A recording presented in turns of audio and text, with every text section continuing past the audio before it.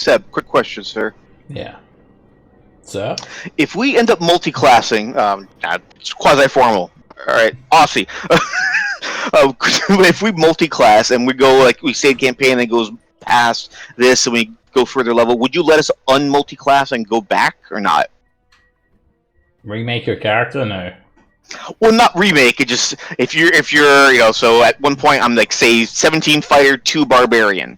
Is there any way I could, as I level up or something, I could trade off those 2 barbarian for the fighter levels instead at some point? No, that's just like way too meta.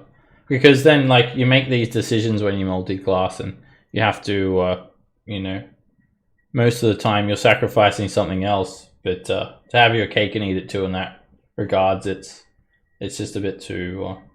It's not really fair on others that may have multi-classed and had to forego something else, and then, Well, but what limit it to me? I was just asking if you were allowed any kind of mechanic like that. But the answer is no. All right, thank you, sir. Yeah, that would also be a homebrew rule, which we're not using any homebrew rules. So multi-classing is broken.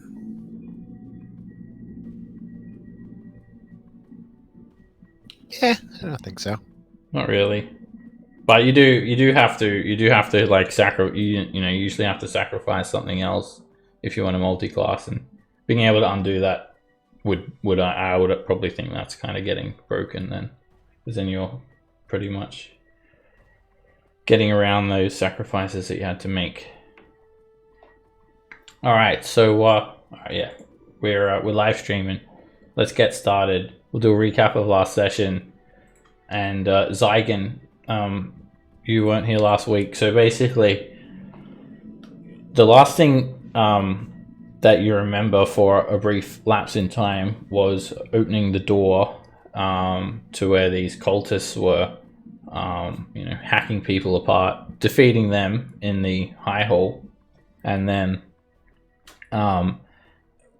everyone was trying to come up with a way to try and undo this curse, as everyone's skin was kind of sore and everyone's bones were feeling very weak. There was some sort of horrible curse that had befallen everyone, and basically Lulu came up with this idea to everyone tried to have a think. No one was really too successful. Lulu came up with an idea to perhaps just like spray the entire room down with holy water, and that seemed to work. At that exact moment, something had befallen you and you became unconscious, and you've got no memory of what happened, obviously, because you're unconscious, until you woke up in the High Hall in a cold sweat, being looked after by a lady named Faraya. She claims to be an expert in exorcisms. She is a devout priest of the god Torm. Well, she hasn't been worshipping Torm for a very long time. She used to worship Ilmata, but she extended her worship further into that triad. Anyway, she told you that some sort of foul demon or devil had basically possessed you, and you were talking in tongues, and she has suppressed the entity, but believes it's still trapped inside you. She was not able to exorcise it completely. Is that like me specific, or you as in the collective you? Like all? Just you. This didn't happen to anyone else. Well, that's nice. And you also found that none of your other party members were with you at this time. When asked where they are, she told you that a Hell Rider named Lashada Kalwat, that you had rescued from Helm's Shield Hall, had come to the catacombs underneath High Hall where all the prisoners were being kept. And you're surrounded by about 100 or so prisoners, or refugees, or survivors, whatever you want to call them. They're equally described as that, because they are prisoners in their own city and they are survivors. And anyway, this is where like the other portion of the townfolk were kept, and they're like everyone's kind of frightened, and no one is armed. This Hellrider Lashada has gathered up the adventurers and told them that she's planning to head to the Dragoneye Dockhouse to get some supplies, some weapons and armor, and some food for these people. And she urged everyone to accompany her.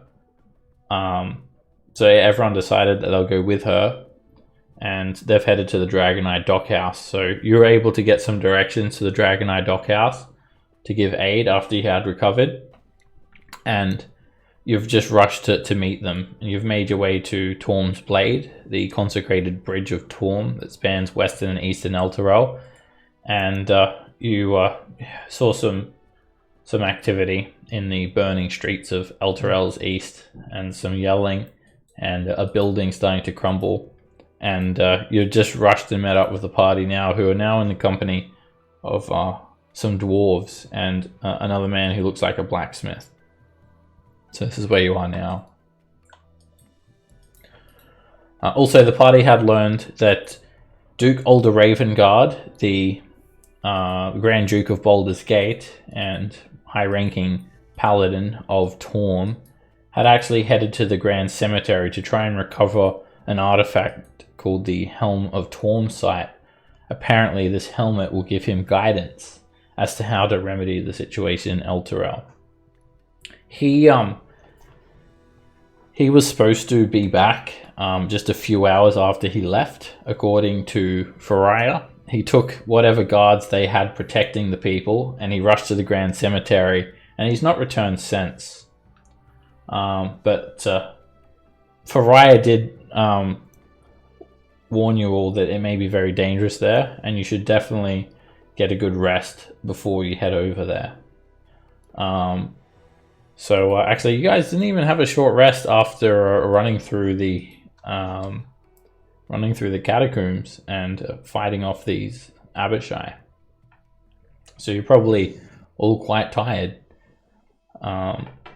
Lashada did say that she was with some other Hell Riders that had went to procure some supplies from the Dragoneye Dockhouse, but those Hell Riders got separated from her because there was an incursion of some demons and devils fighting, and they kind of got split up, and she ended up having to flee because she was outmatched. So she hasn't seen them since, and she's hoping that they're still somewhere safe around the Dragoneye Dockhouse.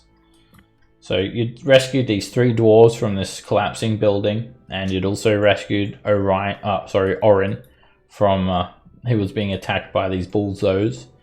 And you're just out on the street still. There's burning buildings all around you. This area of Elturel is absolutely it's a mess. It's a wreck. There's like not a single building that's intact. And it's very dangerous to just stand around here. You guys look over your shoulder and you see Zygon rushing towards you all. So that's where we're going to start today's session. You guys have just moved around the corner to so you're not standing close to any buildings that may collapse, except for patience. Maybe I should move you up a little bit more. Did they get rid of that rash, Zygon? Back to normal now? Yeah. Yeah. Or did you kill them all and leave? It doesn't sound like the rash is gone. I say we get rid of it ourselves. If you mean Rash, are you talking about the shield he has? Pretty much. No, it's still here. It's still look at that frowny face. Awesome. And Lulu. Now I believe she stayed back at the High Hall. She's come with you, Zygon, to help you find everyone. She's flown up and spotted everyone. Help guide you, so you haven't gone alone. So I'm just going to do like a trunk bump, which is like a fist bump except with the trunk. It's like You keep she your doesn't. trunk to yourself there, mister. She doesn't seem so enthusiastic with you, Zygon. She just says, "Listen, Zygon, there's something very, very bad about that shield. I don't like it. I want to just keep an eye on you. You didn't see what I saw. You were something else." Yeah, he definitely is something else. mm-hmm.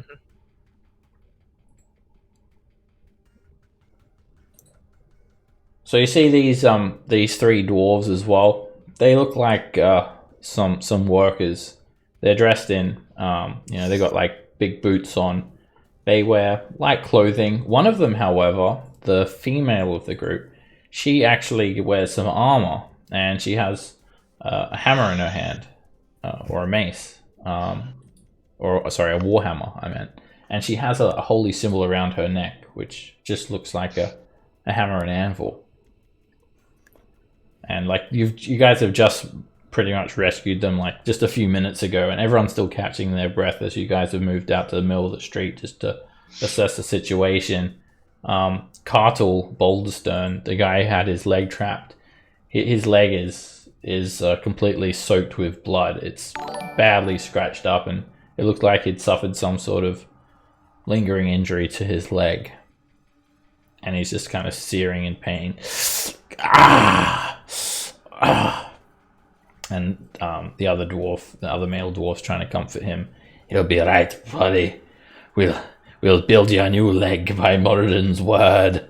How about I pour some liquid metal in there? That'll fix it right up, hey pal? And he slaps him on the shoulder, a manner of jest. Now you wouldn't even have any legs if it wasn't for these adventurers that had happened by us. I heard someone saying they're Hell Rider. You all don't look much like Hell Riders to me. Did we actually lose the leg? I thought we got it out without having to cut it off. It was just hurt from being trapped? He still has his leg. It's just covered it completely in blood, and there's deep wounds punctured through it. But yeah, it did get crushed pretty badly. Like, he's hurt. But they're making light of the situation. It takes a lot to, get a dwarf's hopes down. So, whom should I be thinking? The Hellriders of El Torel, or someone else?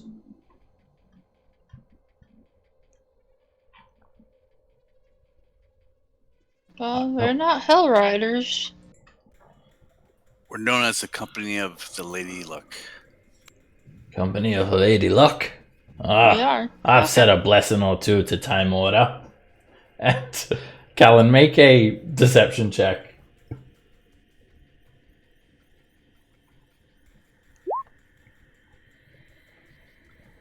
Lady Luck, she favors the bold. Fully believes you. Now, Stroven Iron Fist, there's not much about me. I just try to do good in this world. Old 1.5 leg here, that's Cartel Boulderstern. Me and him are buddies. We was labouring at the Masons Guild under the supervision of Velcora Ashenwell. I'm pretty sure it's safe to say, Velcora, that we can have a few days vacation now, hey? Yes, Stroven, you're very funny. Velcora Ashenwell. I'm a Mason, and also a devout follower of Moradin. I can heal Cartel's leg. Does anyone else need healing? Yep. I do. I raise my hand. My magic is limited. I can only cast the Cure Wounds spell twice. I will use it once on Cartel now. Stay still, Cartel. Your leg will be better in a moment. And she holds her hand over his leg, and this green glow just completely undoes all the damage to his leg. It's still soaked in blood, but the deep gash is gone, as are all the scratches. Alright. I'll live. That took a lot out of me. I can cast it one more time. I'll take it. I choose I'm the a little flame bit cookie. under the weather. This is the least I can do. Praise be ye to Moradin, and whatever god ye may worship. Morden. Aye. Sure, I'll worship Morden today. Sounds good. There you are, sweet thing. This is the last of my energy. I hope it helps. Her hand kind of but I'll take it. slips a little bit, so like a lot of the healing magic kind of gets wasted. I'll say under my breath, dwarven magic.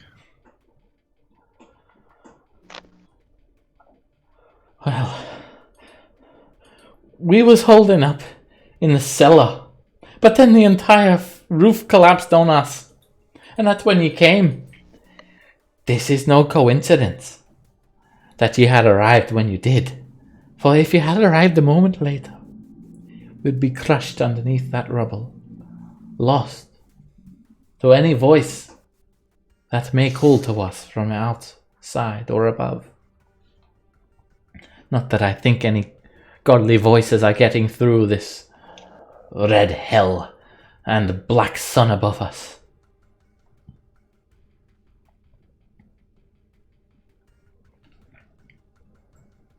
Lashada steps forward. So we were coming here for some supplies and whatnots that the peoples might have had stored up. Is that they all gone in the collapsing, or is there still some here? Like weapons and foods and things like that? Well, we aren't at the Dragoneye yet, are we? No. You haven't got to Dragoneye Dockhouse yet. Oh, this was just in the middle. That wasn't the Dockhouse. Okay. Well, let's man up and go. Yeah. Well, are they okays to go, or should we take them back and drop them off and then come back for the other stuffs there? Or can they help carries it all? I'm not much of a fighter, but I can carry stuff. It'll take a lot to break this dwarf's back. And alright, suddenly like Orin as well, he kind of like he hasn't said anything. He obviously doesn't seem to be with these dwarves. He's got these, oversized gloves on, like these giant mittens, and a leather apron. It's stained black with soot. Forgive me, but where will we go? This place is quite literally a living hell. What safe place would there be in this entire city? Well, we got a bunch of refugees holds up in two different places, in the High Hold and in the Hellrider Citadels. The High Hall. He looks over at the High Hall. Like, you can clearly see it from here because it's up on the precipice, and you guys are on sort of the eastern section of Eltoro, but near the western portion of the Earth Moat, and where there was once a great river, the river Kyanthar. There's just a drop off down to the river Styx now. That building, I didn't think anyone could survive in there. It looks destroyed. They're underground. Yep, they're hiding in the cellars and whatnot. Hiding? And you said you're going to get weapons for them. They're unarmed? There's more Hellriders protecting them, yes? Yeah. You got lots of questions here. But yeah, they're doing the best they can with what they got. Well, forgive me, but I've lost my family, my wife and my 2 daughters. They may be there for all we know. Become displaced. I want to know that they're safe. I don't know who's in all the places, so I can't say for sure. But you said there are more Hellriders protecting them. In the High Hall. The Hellriders that are remaining are doing the best they can. Yeah. Alright, there are actually no Hellriders in the High Hall, Nico. So if you did say that, that would be a lie, and you need to make a deception check. I'm not sure if you're just misremembering. Didn't the when she came, wasn't there 2 of her, or did she come by herself? I thought we left people back there. No, she came by herself. She was with some other Hellriders, and she said she got separated from them about a day ago. But no, she came by herself. The only person left there now would be Seltern and Faraya, and then just all of the other commoners, peasants. Well, there's survivors there. He wants to know that there is like some sort of protection if his family are there. Alright, so Do you want to tell them? Do you want to give him peace of mind and just tell I him? don't know. I don't know either way. I wasn't taking inventory. I guess if no one showed up, I'll be like that. I'm staying with they're doing. I'm not going to explicitly say no. They're all helpless, but I'm just avoiding the question. So I'll roll a deception. There's safety in numbers. We believe they'll be safer than being out here. So all the peoples are they're doing it. There's some's in the citadels and some's in they're holding up in the high halls. But getting us some armaments and all would definitely help some of the citizens arms themselves.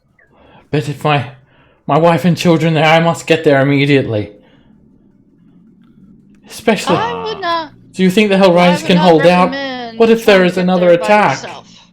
Well, if there's attacks, they're in bad shapes. Right now, they're in the hiding modes.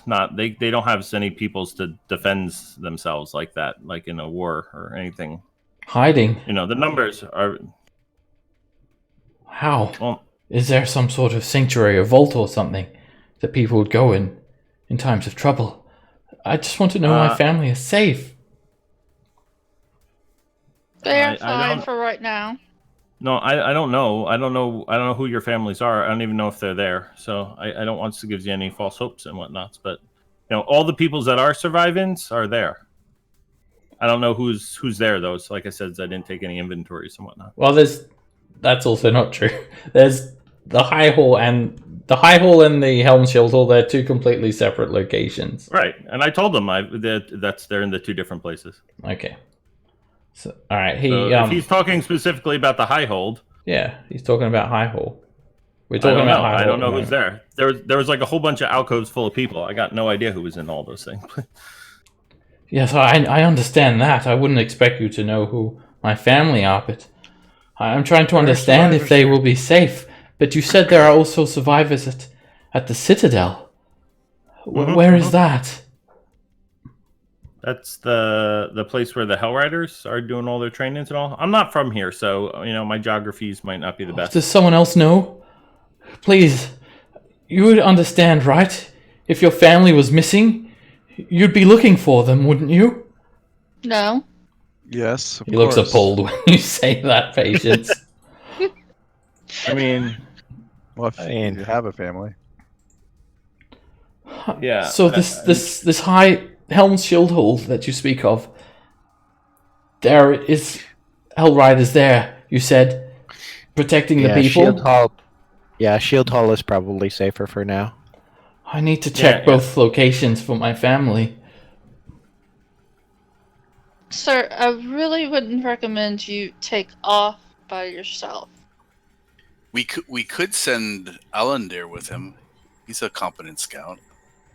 I thought you were the one that knows how to go through the streets. Of Baldur's quicker. Gate, not El Terrell. What are you talking about? I thought you just helped us get here quicker. He did. He By went going down quicker the than main street. Wouldn't Lady Luck help you get there faster? I mean, Yeah, that's true. She favors the bold. Let us go, sir. Well, I'm not bold, so... I'm no fool. I know these streets are dangerous. And besides, who knows what I may come across on the way there. I would feel a whole lot safer sticking by you, but what I would ask you, please, when you plan to return to these locations, you will escort me so I can check to see if my family are there. Well, that was the plan, sir. Mm-hmm. The four of you come with us to the Dragoneye. We grab the stuff there, and then we take it back to the survivors. Yeah, if you want to keep arguing, you're more than welcome to do that. But I think those devils over there might not let us do this long. Arguing? I haven't argued. Okay, let's go. Lulu flies over and says, "Don't worry, I will look after you. My name's Lulu. I'm an angel. Well, sort of. I used to be friends with an angel as well. And I've got special powers. I can make sparkles come out of my nose. I'll use them to protect you, so don't you worry. I'll keep an eye on you. You'll be safe with me. We're all friends, and with the power of friendship, nothing can hurt us. See?"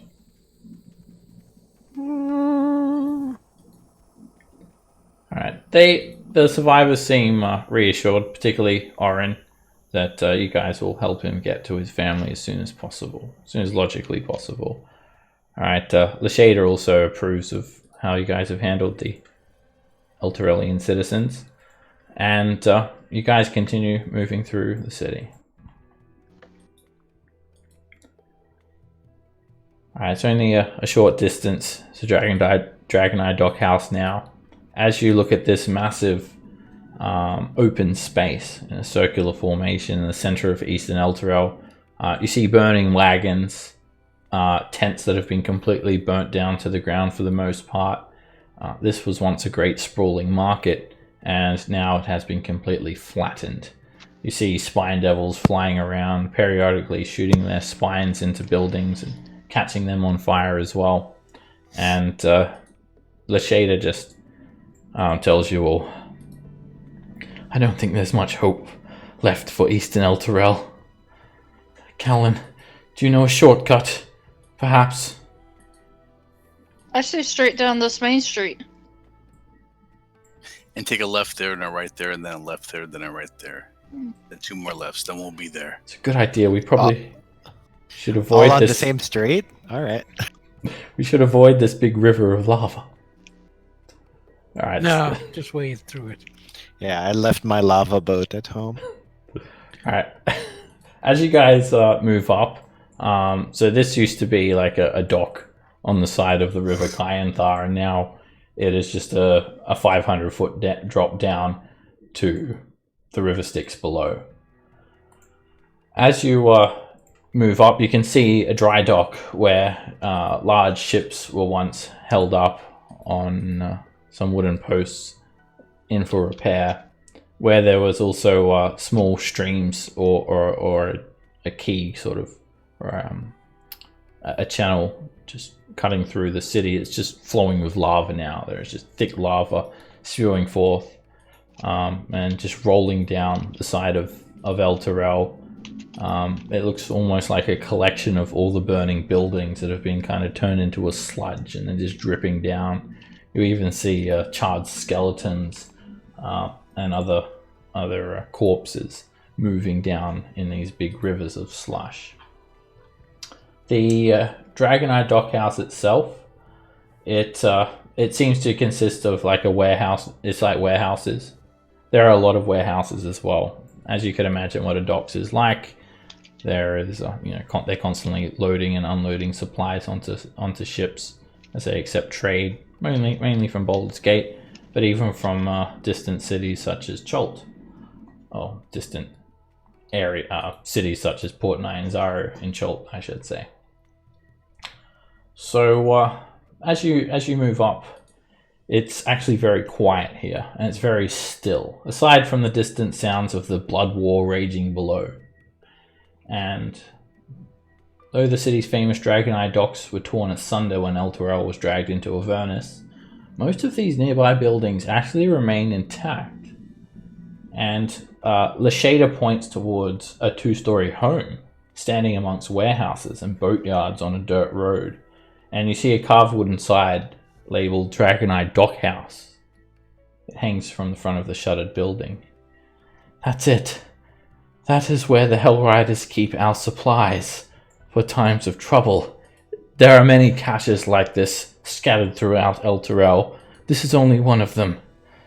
This is the only one that we have learned of that is still intact. So, alright, Lulu says she'll look after the 4 survivors.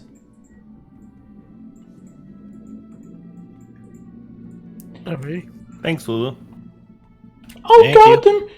If anything scary comes, I'll try to fight them off with my trunk, and I'll yell really, really loudly so you can all hear it and come and save us. We will do that, little one. Can you yell really, really loud with that voice? Yeah. Help! Help! Okay, now here. She probably Okay. can trumpets and all. Oh, okay. Well, you have to do like a special trumpet so we know it's an emergency. But So what if kind of I'm trumpet using are my you doing? trumpet to shoot sparkles?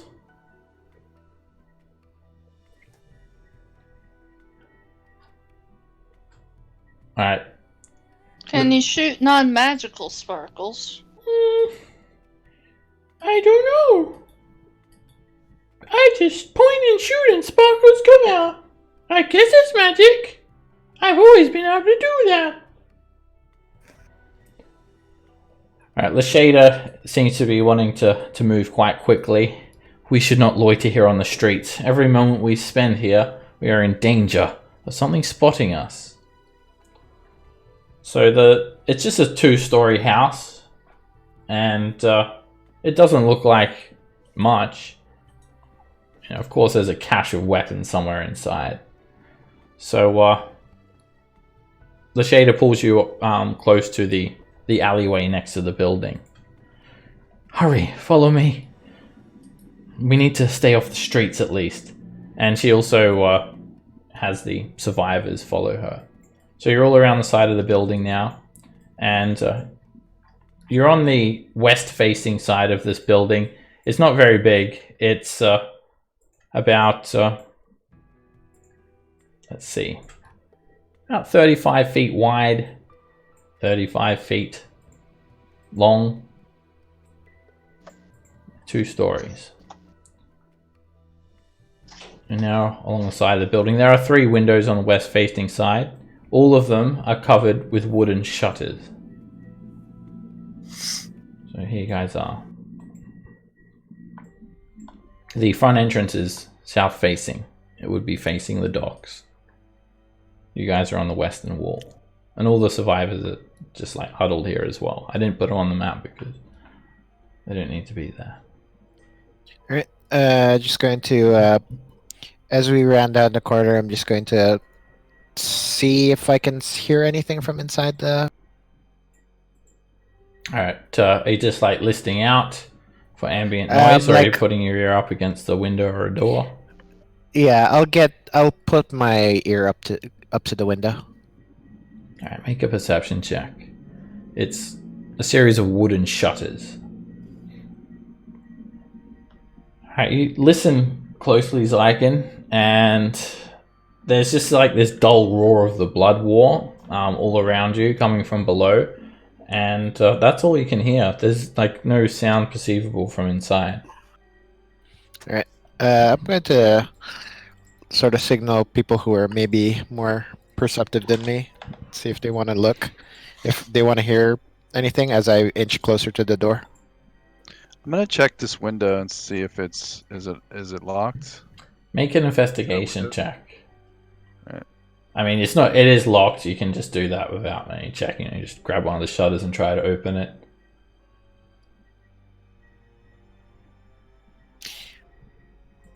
Alright, so, yeah, you feel like you could probably, you know where the lock is for it, Alandir, and you probably think it's more of a latch than a lock, actually, and you reckon you could probably get your thief tools in there and just unlatch it. I'll do that. Alright. So I'm gonna... Where's the door? The door is here. Also, is the door open? The door is. It's ajar. I'm gonna open the door. It's already open. Oops, wrong one. Yeah, well, alright. I wasn't trying to put the disguise on. Alright. Hey. Alandir Hey, takes out his... I always need to wear my special hat. Alright, Alandir, you managed to slip your thieves' tools in and just kind of fiddle around, putting it up through the wooden slats. And you catch... Can you just not interrupt me, please? Yep. Alright, so as I was saying, you manage to get your thieves' tools and you move it up in between the wooden slats, Alandir, latching on with a bit of a hook, and you pull, and the latch comes off, and then you just lift the wooden slats up, and you can clearly see inside the building. And what you see is a corpse of a dwarf laying on the ground covered in blood, wearing some plate mail, a shield. I poke my head out and go, Spargle, get in here. If you guys have entered as well, Lashada would have been the first to come in through the front door. Oh, okay. Okay. So, yeah, the door was already ajar when you've come in. It's completely dark in here. All of the windows are shuttered except for the one that Alandir opened, and Very little light spills forth. So there's the corpse of a male dwarf hell rider, and he's laying face down on the ground in a pool of his own blood. Okay. I'll make sure to. Callan needs light, right? If I remember. Callan, how'd this guy die? Blood loss. Looks like very violently. Right, Lashada rushes over, and she seems very distraught. Immediately, she falls to her knees. Dunmar! Dunmar! And she just kind of flips the corpse over, and you see his beard is just completely caked in blood, and his entire throat is missing. Did you know him, Lashada? Yes. Dunmar was with me when we got separated. Him and Neri. Neri and me, we're the ones that sought out to arm the people. What could have done this? There's all kinds of things I could have done it down here in hell.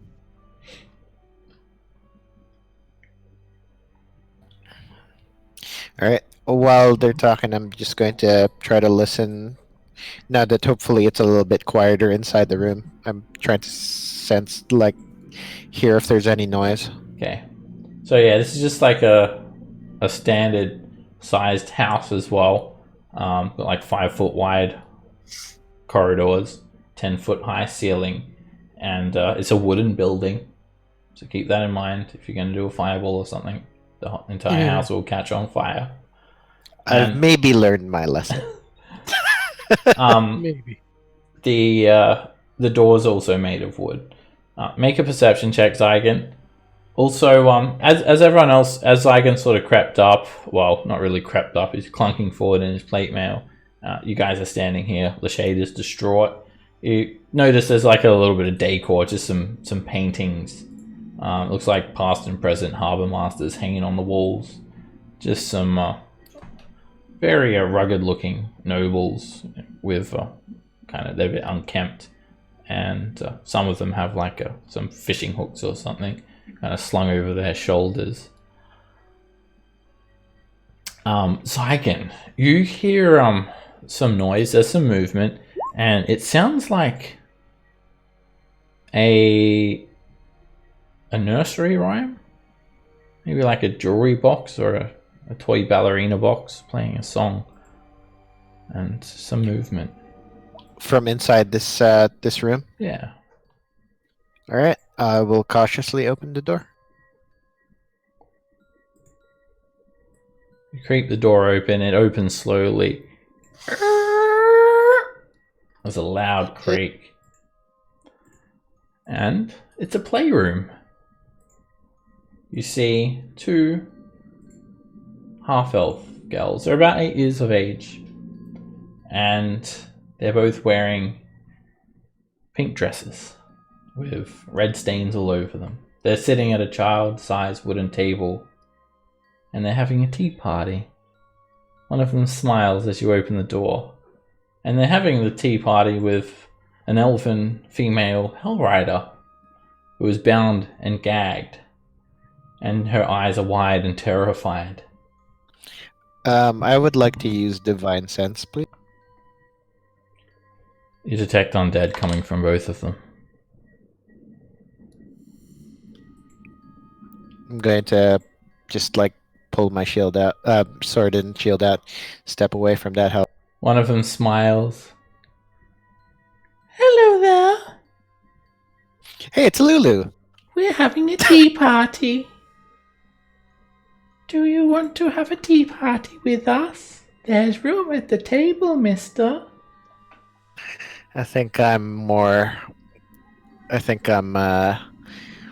equipped to handle this tea party than that lady there, so let her go, and we'll dance with you instead. Just What do you mean let her go? No. She's a part of the tea party. Come and play with us. We're having a drink. Do you want a drink? Motion to Bargle that shit's about to get real soon. Oh. You've got a friend. I don't drink tea. You got ale? Oh, we're not drinking tea, mister. Come in. Join us. Hello, miss. You look pretty. Mum and Dad are sleeping at the moment, but you're welcome to play with us. Usually, we don't talk to strangers, but we are thirsty and we want to play today. Sit and play with us. We'll play with you, but let her go. What do you mean, let her go? We wouldn't do that. How will we get our drinks?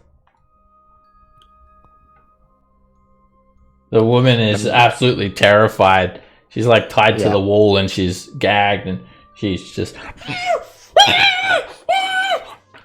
The Shady comes running as well. Neri! Oh, hello, miss.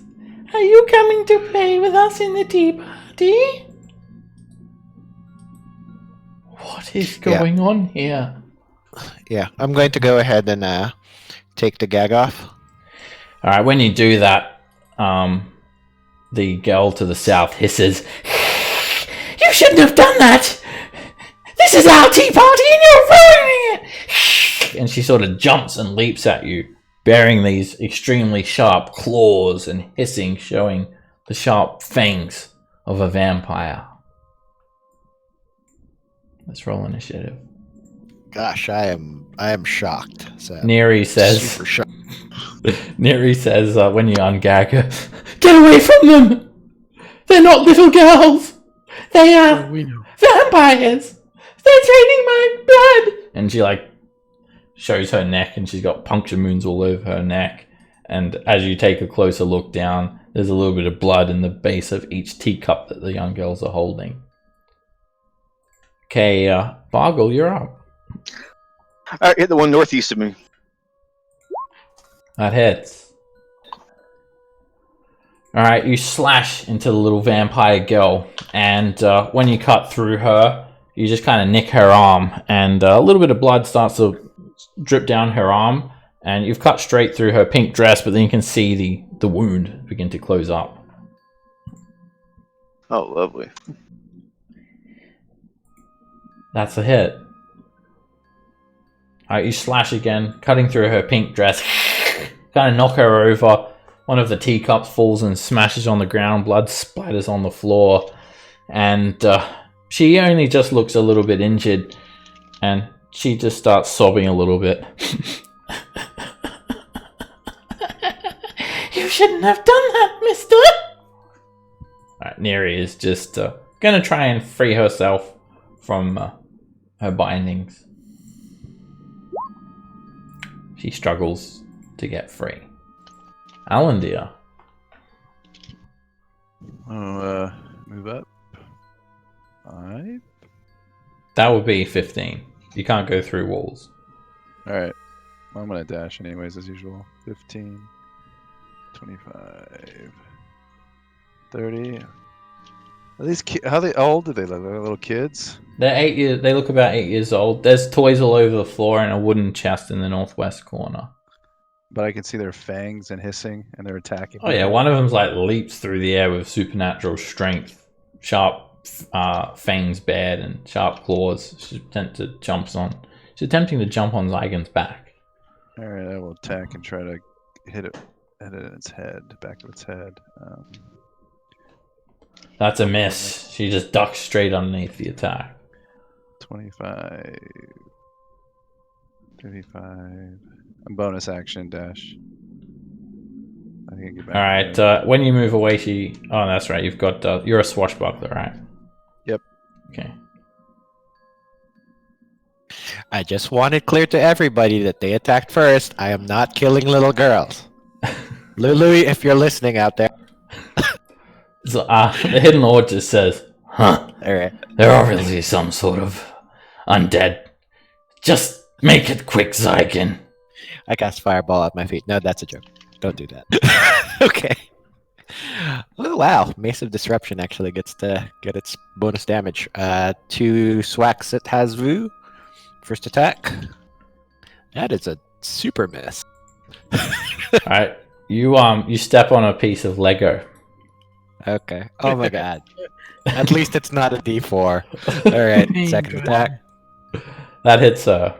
And alright, when you hit her with that mace, the mace head glows and radiant energy starts to flare up against her.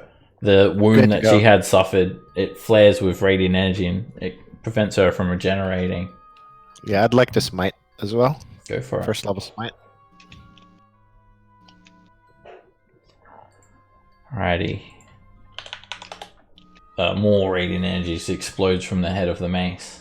And she screams, Mommy! And then she just turns into this brilliant golden light and into fiery ash. There's absolutely nothing left of her. Alright, you're next. Nico. Alright. 5. 15. There's a lot going on here. I'm killing little girls. So, 20. I think you've got a flame corgi's moving with you, right?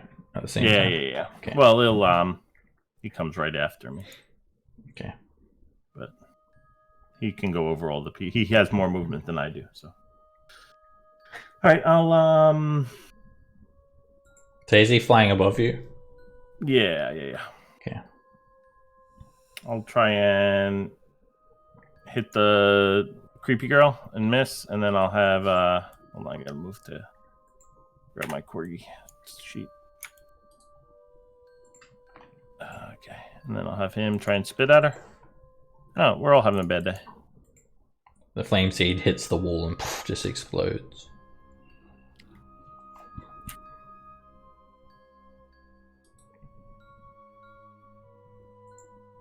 Definitely clicked it like 4 times. All right, there you go. Alright, the girl screams in horror. What did you do to my sister? Mommy! Daddy! Really loudly she yells that out, and she just tries to jump on your back, Dilzai, with her claws.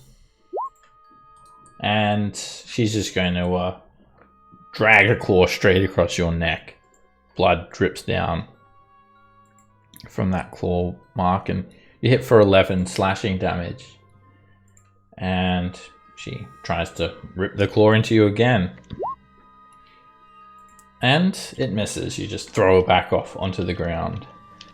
She hisses and then jumps up in the corner of the room, sort of clung to the ceiling like a spider, seemingly defying gravity.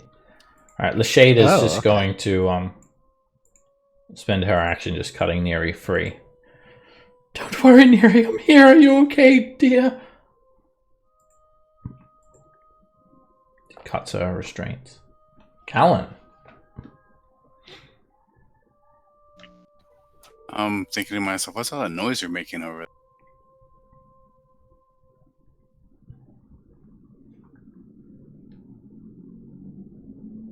Is the door up to the right in front of Raven? Yeah, the doorway is here. Just below me. One step up and one step over. Excuse me. What's going on in here? I'm killing little girls. Leave me alone. It's that shield. That shield, I know what it is. It's a vampire, so it's okay. Allegedly. Allegedly. I tried to determine if she's a vampire. She's got blood all over her, sharp fangs and long claws. Yeah. She literally is trying to claw my face. Everything that was described earlier, plus the fact that you saw it, she's clinging to the corner of the wall, like the ceiling, like a spider, with fangs and teeth. And the fact that Zygon just said that she's a vampire. I pull out my coin of Timor and say, "Back, you foul undead. May Lady Luck destroy you." Yeah, right. DC 15 Turn undead? wisdom save. Yeah. She does hiss and shun your holy symbol. But she looks very, very angry. Mummy and Daddy are coming! And you're all going to play in my tea party! He screams at you. Raven. Alrighty. 5. And I guess I'll blast her. Alright, you're at disadvantage. Because I'm in a square. Yeah, you'll be squeezing if you're in someone else's space. Alright, then. So 10, 20, 25. Is this her? That is her. Alright. I'll get her from here then. That's a hit. Alright, that beam slams into her and doesn't affect her too much. That's another hit. Kind of just poof, smacks into her. She shakes her head a little bit and hisses back. Patience.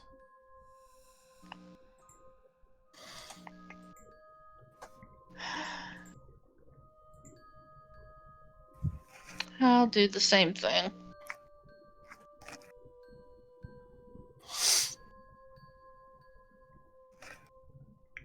It's a mess. Too many bodies in the way. Another mess, and the beam just bounces off the back wall. At the start of this round, there is some really, really quick footsteps that just cruise down these stairs at a very fast pace. And 2 adult vampires spill forth from the stairs that lead up. Their eyes glow red. Patience. They're just wearing some bloodied rags and they look really angry. They just hiss. They seem so inhuman that they don't even speak. And yeah, you're standing right there, Patience. But this one actually turns its head towards Alandir instead and is going to try and attack you, Patience, firstly. Misses you. And then moves over here and leaps at Alandir. And Do I get an attack of opportunity? yeah, you can. If you've got a melee weapon, yeah. I have a rapier. No. It does miss. And as this vampire slashes at you, Alandir, you just tilt your head back out of reach. She ends her turn there. Bargle.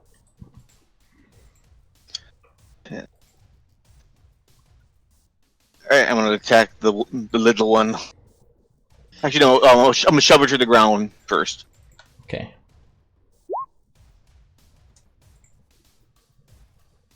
She attempts to leap back, and she does. She just kind of crawls along the ceiling and the walls and can't reach her. Ah.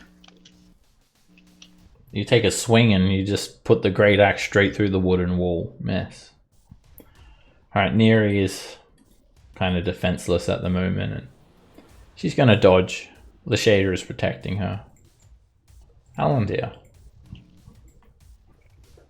I'll go ahead and attack the one next to me.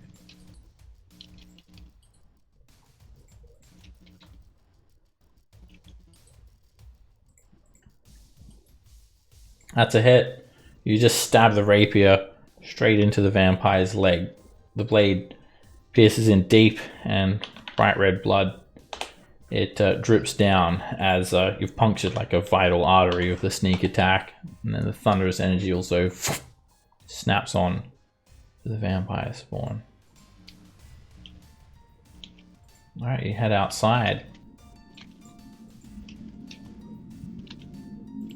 As you step outside Alandir, across the road there are 3 barbed devils looking at you. Not barbed devils, sorry, bearded devils with glaives. They had their attention turned towards the Dockhouse, and they. I thought I opened one of these windows. What happened? The window's still open. Oh, I can't see through. Is it that one? This one, it's open. Yeah. Well, I have like dynamic lighting for the entire building, but yeah, you can see through it. All right, so yeah, they're about 100 feet away from you, and they kind of, you get their attention when you come out the front door. Zygon. All right, I'm just going to use my sort of like talking action to taunt the two vampires that just went downstairs and say, "Here's me. I'm about to kill your daughter. You got to."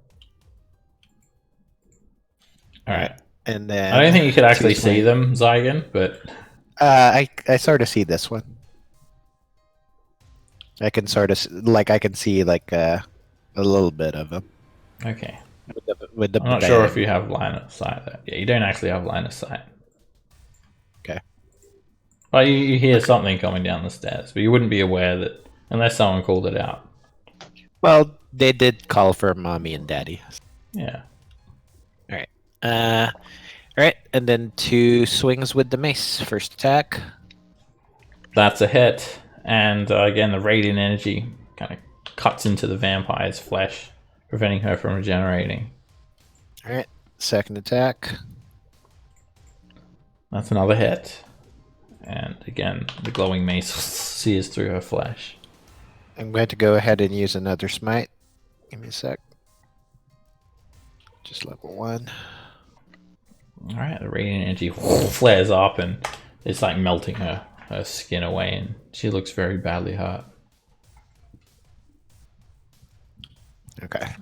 The thing doesn't trigger. Okay, that's Not from the smite damage, no. okay. The smite damage doesn't trigger it. It's the weapon It's damage. just specific weapon It's- damage. Okay. Well, it's the radiant damage from the weapon that triggers it.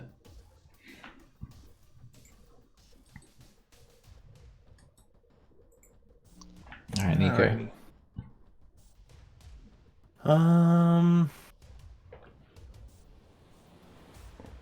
Feel like there's a lot of people in a very small spot right here, and I'm just gonna try and weave a frostbolt in at the one that's over here. From there, I do not think you have line of sight. It's not this one right here. That's on a dude right there.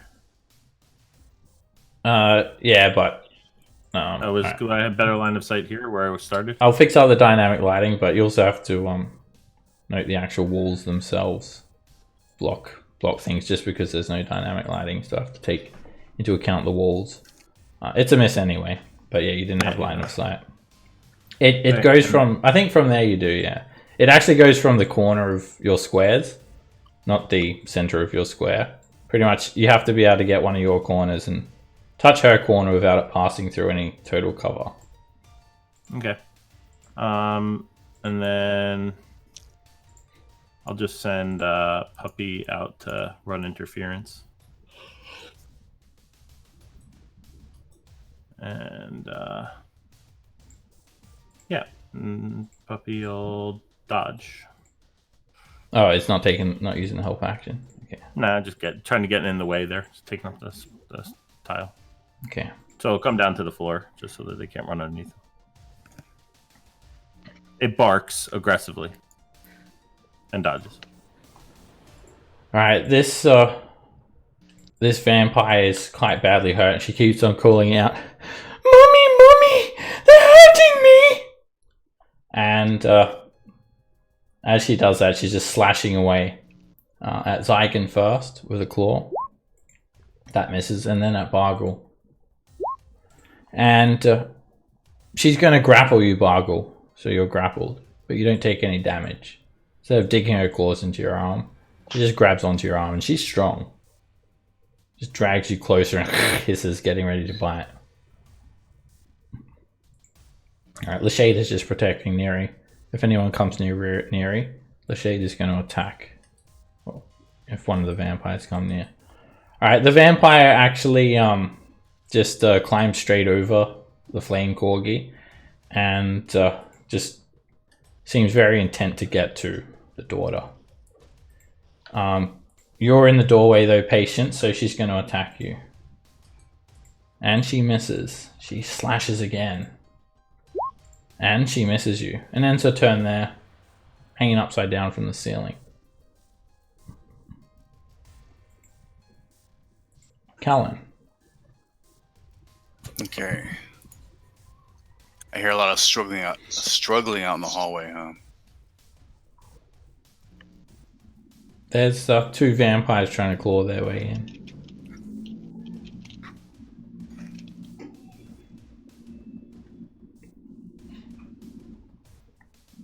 So I'll cast Spirit Guardian centered on me. Okay. Alright, you can exclude all of everyone, that's not a vampire that you can see. all my allies. Okay. Be a bunch of little flying pixies and sprites. Just don't forget, it won't be able to exclude Alandir. If he moves into it, he will take damage. That's okay. Alright, so yeah, a heap of glowing angels with bags of money are just raining down coins everywhere. Alright, when you move, Are they making it rain? as you move down there, Cullen, you will have to, because you can't, if there's a wall, you can't go diagonal, because then you're pretty much going through a wall. So you will have to head out the doorway first into this square, and then over here if you want to move there. So when you do that, this vampire attacks you, and you're squeezed as you're pushing by Patience's square. So this has advantage. And she tries to claw at you, but she falls short. Flame Corgi kind of goes up and slams into the vampire, and Patience kind of pushes. Everyone's all squashed in. It's hard to fight effectively in these narrow corridors. And Your hand does not belong on that body part of mine. Oops. there's actually a twister set of a twister mat on the floor in the playroom. So whatever you want to do with that later, that's up to you. All right. Anything else for your turn, Callan? Do I do the spiritual weapon damage now? Oh, Spirit Guardians. It happens at the start of their turn, or if they move into it. Okay. Yeah, they're getting melted away by it, but they need to be in it for a little bit longer before it affects them. Raven. Alrighty. I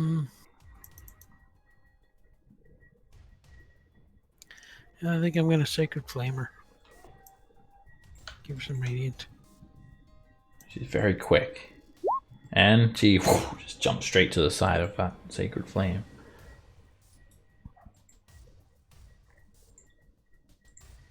Alrighty. Patience.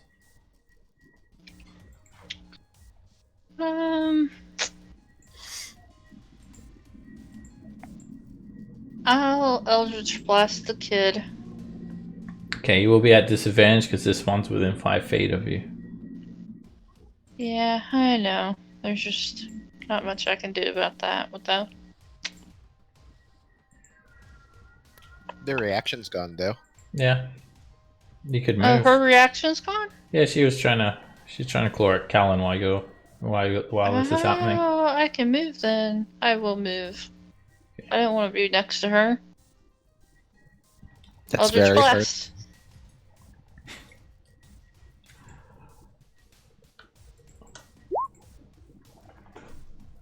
And as you push forward, you kind of trip up. There's like a toy truck on the ground, and you kind of trip over it and slip a little bit.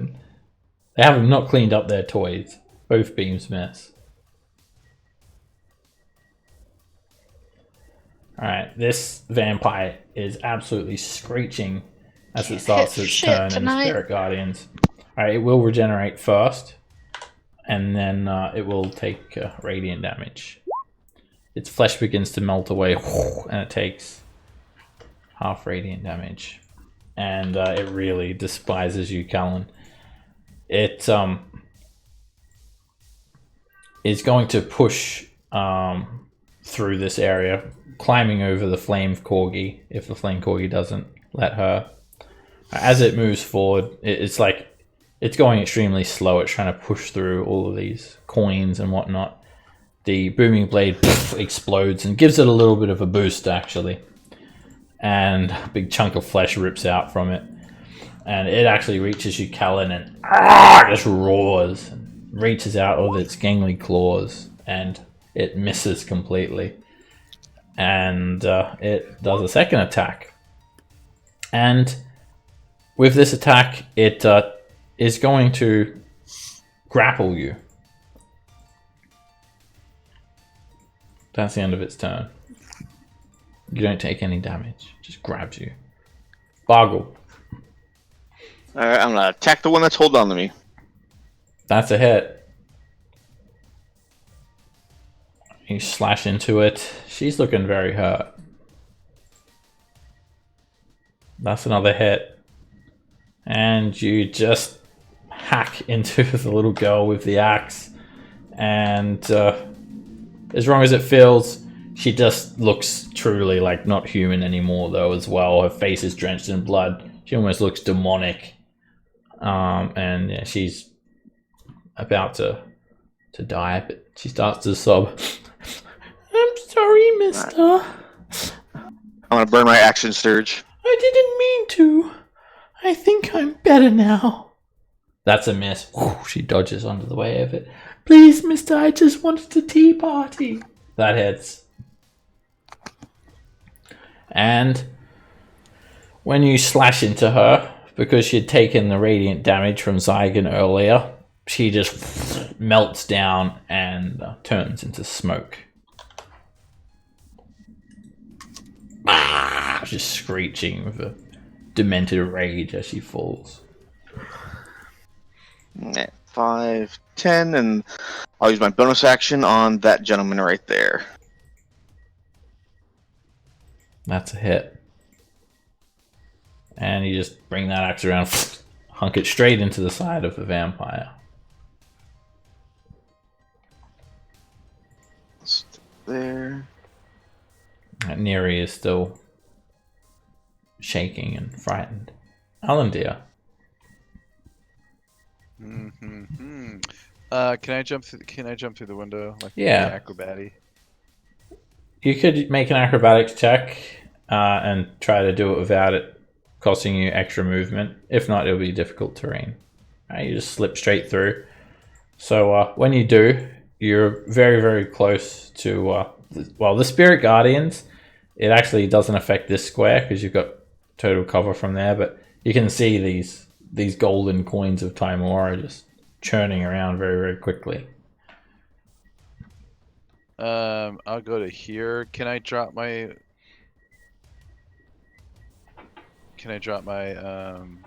rapier and pull out my short bow? You can sheath your rapier and pull out your short bow.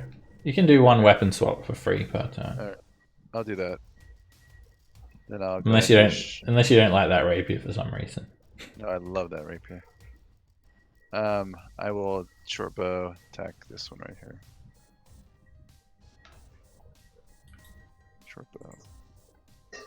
It's a miss. You hit the door frame. You knock a painting off the wall. And I will move here and I'll just... Wait, how many was that? 5, 10, 15, 20, 25, 30.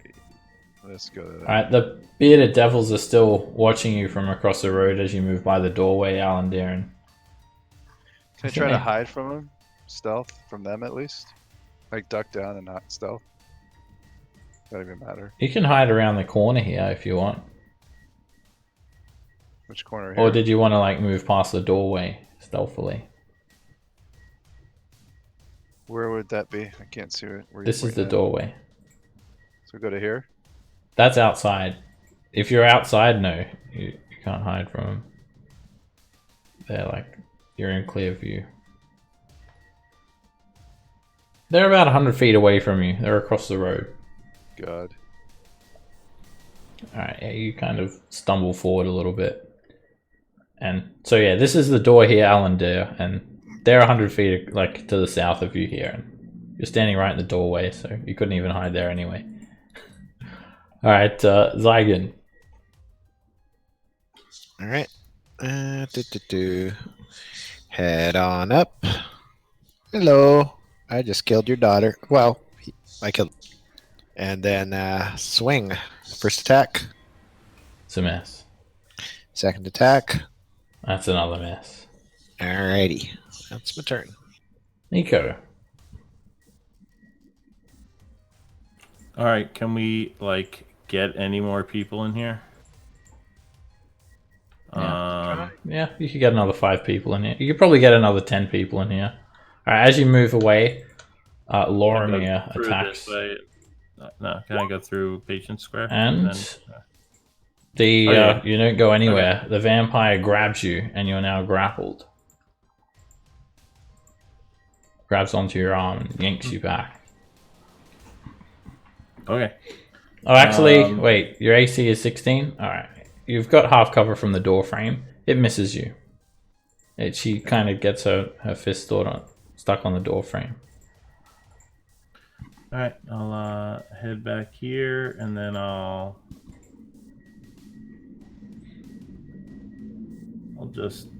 firebolt on. That's a hit. Right, the flame glances the vampire. I get a little bit of dog help. I got a little thing for that somewhere. Extra fire damage. Yep. Whenever you deal fire damage or restore hit points. Okay. So Flame Corgi kind of empowers that, and the firebolt kind of almost looks like the Flame Corgi's flame seed when you shoot it. All right, and then Flame Corgi will head over down here and take a spit at that same one. No, I'll take the closer one when it gets his turn, so it's not trying to get clogged and everything. Whoop. There it is. The Shade is still just defending Nerean. I'm not going to let anyone go near her. Alright, this vampire is going to make a wisdom save. Right, she fails, and she's not liking the spirit guardians. Kind of ignores Alandir and the Flame Corgi, and you can roll some damage, Callan. She's going to move 10, 20. She's going to crawl along the ceiling and provoke from you, Zygon. She goes into the space like above Callan and over here. Alright, you hit her, Zygon, as she moves forward.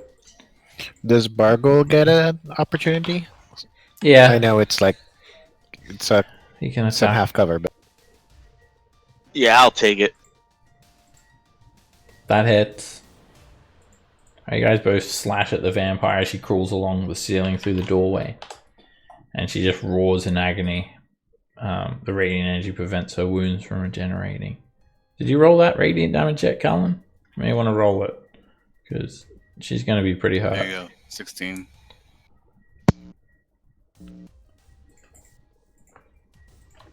And she starts attacking you, Callan. Reaching out with her claws. That's a miss. And that's a miss. And then she just sort of jumps down on the floor next to you. That's the end of her turn. Callan. I think they're going for my throat. Yeah, they're definitely trying to bite you. I'm grappled, so which one? The one in front of me has been, or one to the south has been grappled, correct? Yep, this one's got you grappled. I'll try Toll the Dead on him.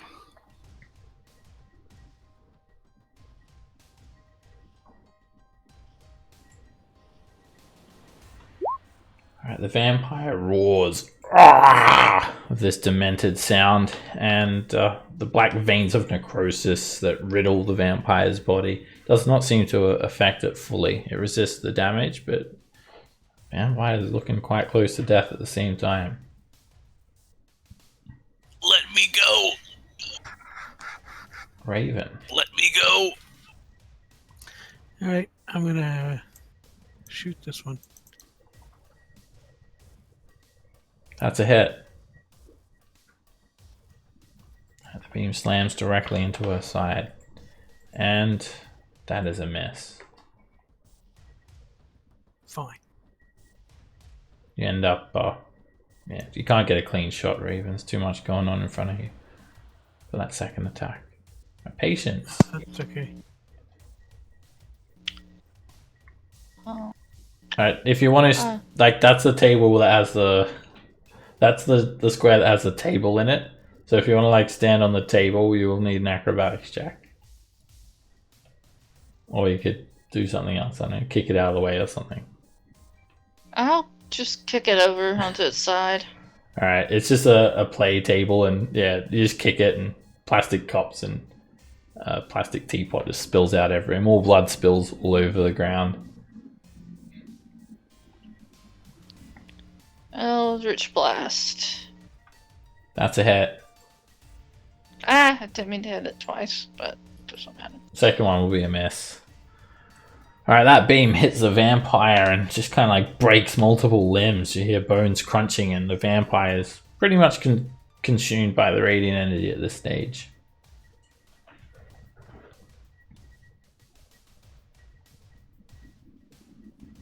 Alright, the Spirit Guardians finishes off the vampire. It just roars and melts down into a puddle of ash, blood, and dust. Bargle. Alright. 10, 15.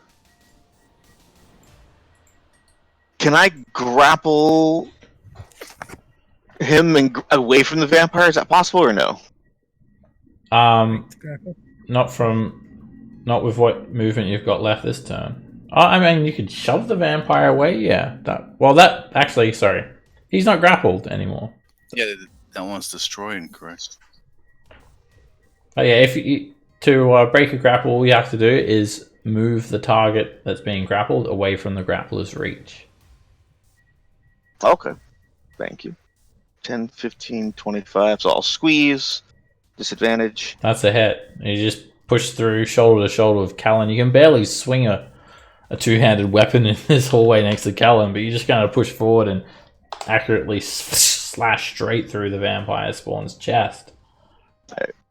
As you move back, the vampire is going to slash and also miss.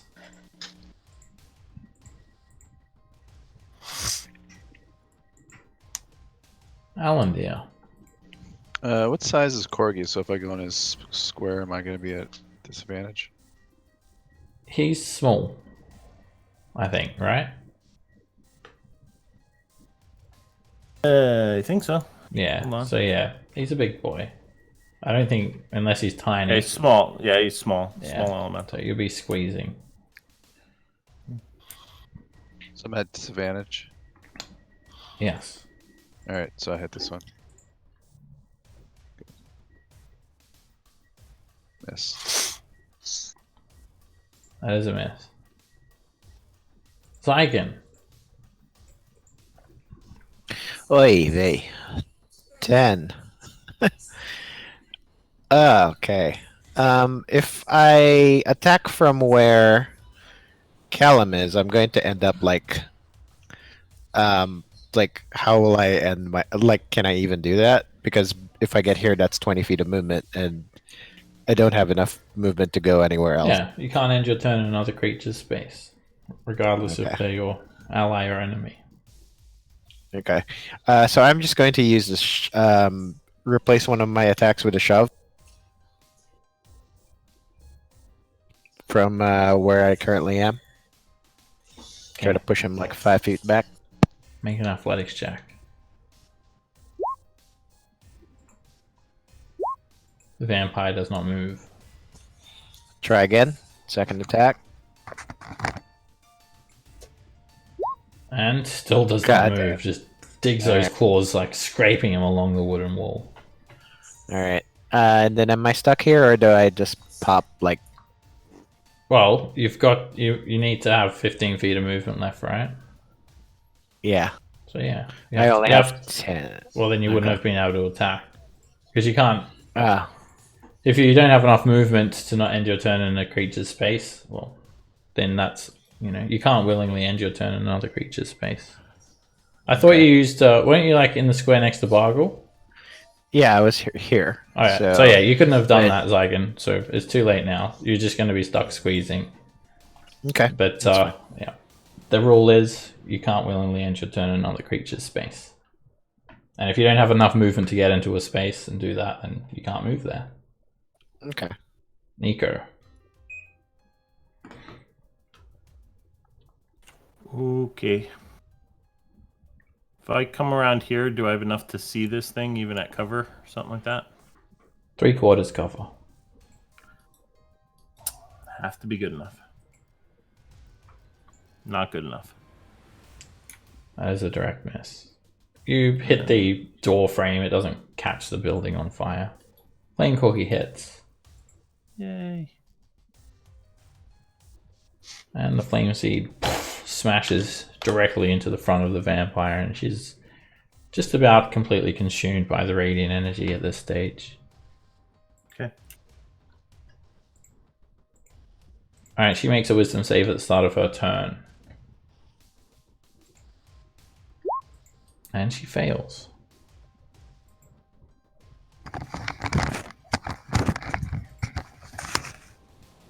Callan? You want to roll damage? Okay. Yeah. It might destroy her. It doesn't quite destroy her, very close though. All of the flesh is just melting off of the bone. And she's going to attack you at advantage. And she hits you. She's going to grapple you, Callan. And she's going to drag... she's not going to drag you. She's going to leave you there. And she's going to try and bite you on the neck. No. And she pierces her teeth straight down into your neck. And you take 9 points of damage. 5 of that comes off your max hit points until you finish a long rest. So your new max is now 40. So I'll fix that up for you. And the vampire, you just hear this sickly sound. The vampire drinking your blood.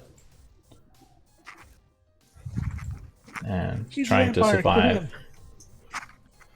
Callan. I'm gonna try to shove her off of me. Get off of me! Alright, do a shove attack, make an athletics check. The vampire's being quite good with strength, so Yes. it's going to use strength. And you just shove the vampire back by the face, just That was all adrenaline. push her back and it breaks the grapple.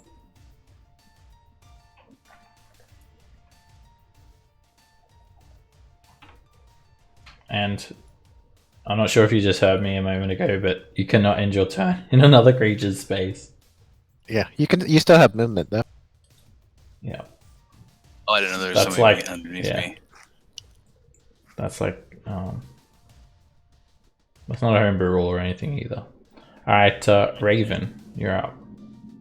5, 15, and Sacred Flame.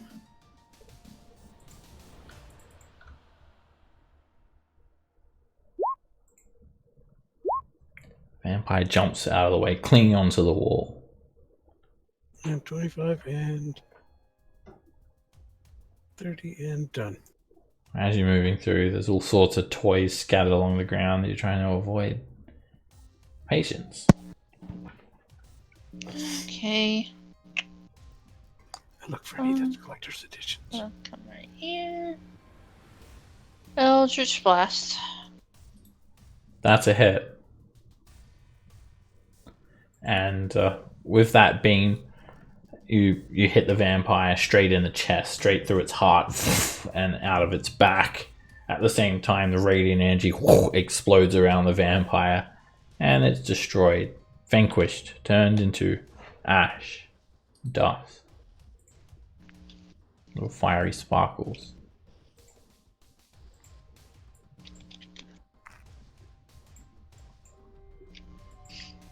I'll go check on the prisoner. How's she looking?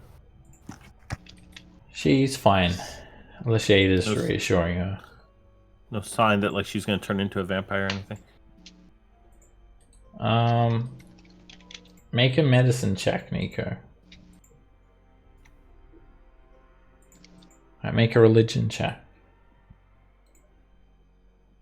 Alright, she's been bitten a few times on the neck, but they're only superficial wounds. It looks like the vampire had been keeping her alive on purpose to feed off her, and you feel like these vampire they're not true vampires. They're vampire spawn. They don't have the ability to turn other people into vampires. Okay. Doing okay? Yes. I am fine. I wish I could say the same for the others. Yeah. Dunmar, So those poor babies, and don't worry, Neri. These people, they've been helping everyone in El Terrell. They're trying to save El Terrell just as much as we are. The key to the armory, or the supplies, it's on the neck of Buckle, the cat. Try and locate the cat. I'm gonna stay here with Neri. If you need me, call for me.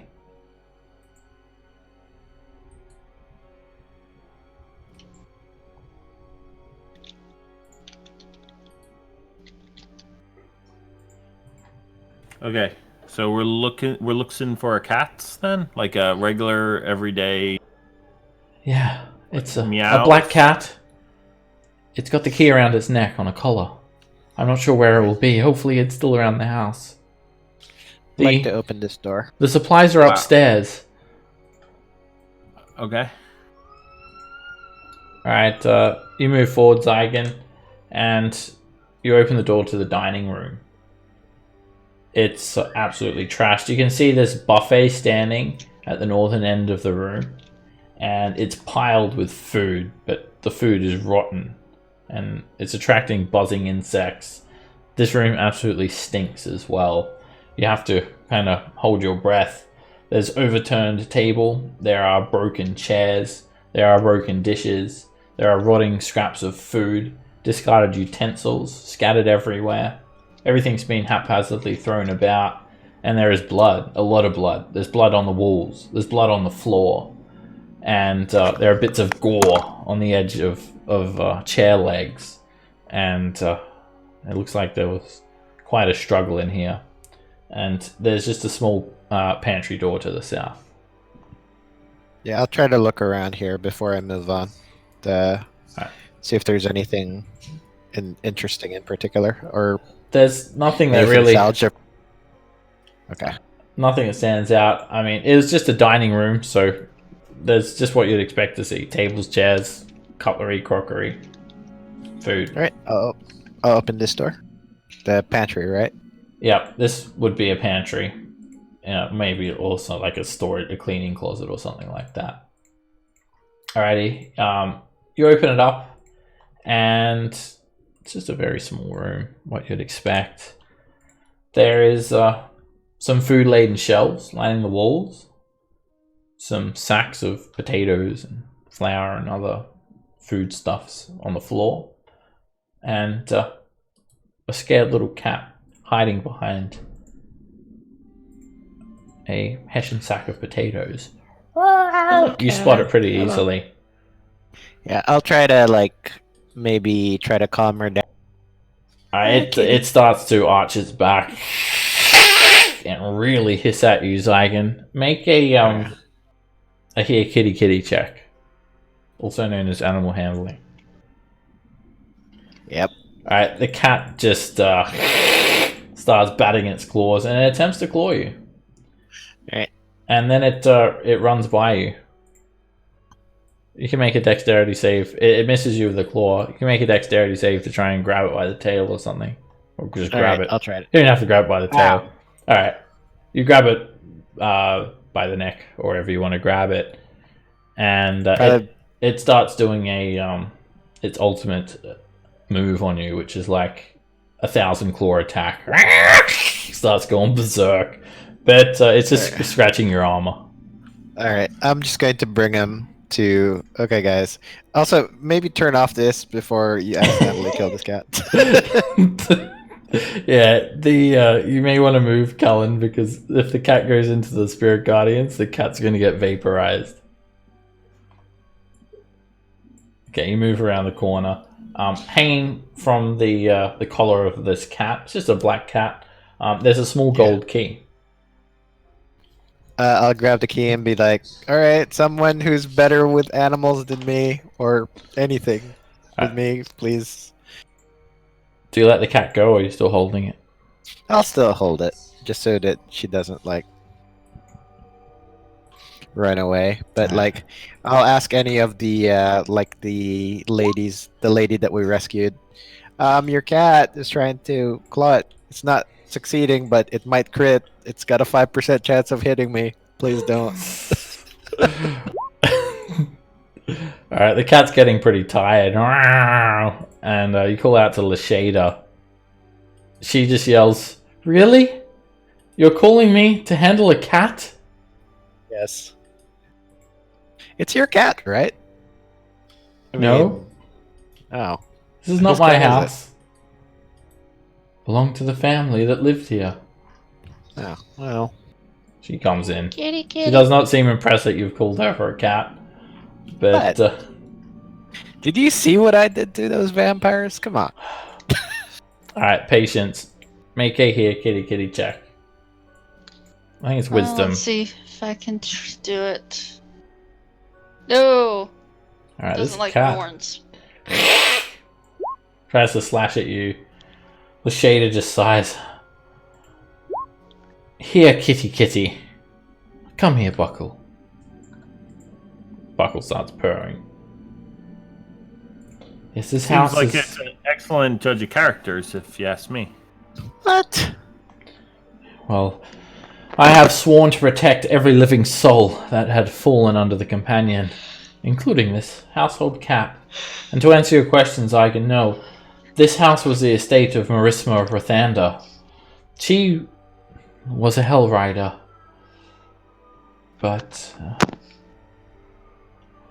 it doesn't appear that she's here. Or at least is anymore. I think that one of the vampires was her. Alright. She didn't have 2 daughters, did she? She puts her head down. I need to go and pray. Well, the key's here. I was like, I'll give it to our resident, like, larcenist. She's gonna put a just like a cloth over the cat so it doesn't get like melted away by the spirit guardians. I'll dismiss that spell. Okay. It would have run out shortly anyway. Spirit guardians goes down and she's just stroking the cat and goes and comes over to Neri. They're just saying some prayers to the Triad. They seem very saddened by what has happened here.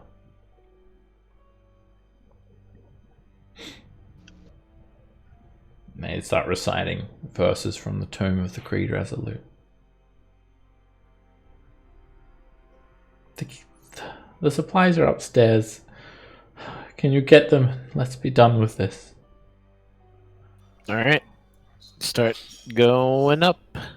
Take a quick peek to make sure that Lulu and everyone is doing okay out here. They're gone. They're gone. You don't see them. What? Did anybody hear any loud yelling? No. No, but I did see some devils out there, 100 feet from the building. Oh, see, that's usually something good to share with folks. Well, that's the first time I've had a chance to tell you. Okay. I've been behind the spirit guardian.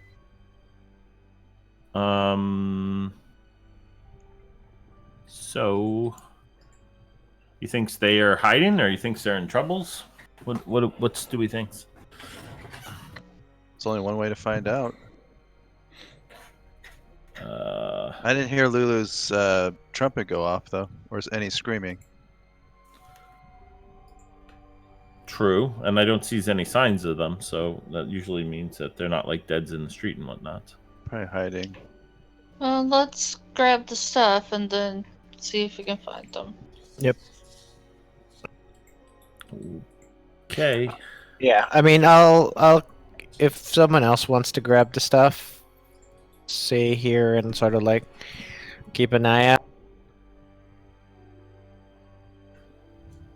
Okay. Yeah, you look out. You stand out the front, Zygon, and you just look out to like empty streets. It's very silent, and just that dull roar of the blood war going on. In the very distance, you can see what looks like some like sort of smoggy red mountains, like a vague silhouette in the horizon, a few hundred feet below you and several miles off to the south. But it all just seems to blur together into one dull red mass. Like you try to make out the terrain of Avernus. It's very foggy, very obscured. Alright, so there are a set of stairs that lead upstairs in this hallway. So I've passed on the key to like whoever wants to go upstairs. Who's taking the key? Bargle or Callum? Oh, I'm sorry. I was Let me carry it. I'll carry it. Alright, Bargle grabs the key. It's so small I in have your an 8 massive hand. strength. I'm not carrying anything. You can carry a key, Patience. I can carry the key, but not much else. Alright, so yeah, Lashada's doesn't really chime in on the whole Lulu's missing thing. She just seems kind of more focused on making sure Neri's safe, and she's just waiting for you guys to grab the supplies, so whenever you're ready, start moving up the stairs if you want to go up there. Stairs are over here, by the way.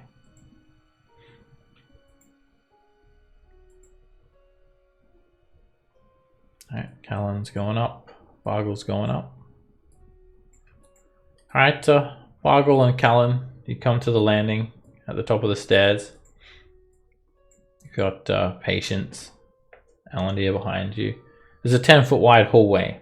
There are 2 doors to your left, 1 door to your right, and 1 door at the end of the hall. The floors are made of wooden floorboards, and there's a few more paintings of fine-looking sea-going vessels and some old drawings of that looks like the Dragoneye dockhouse being built. There is a number of laborers sitting on this large wooden beam, and when you look closely, you recognize some of the dwarves.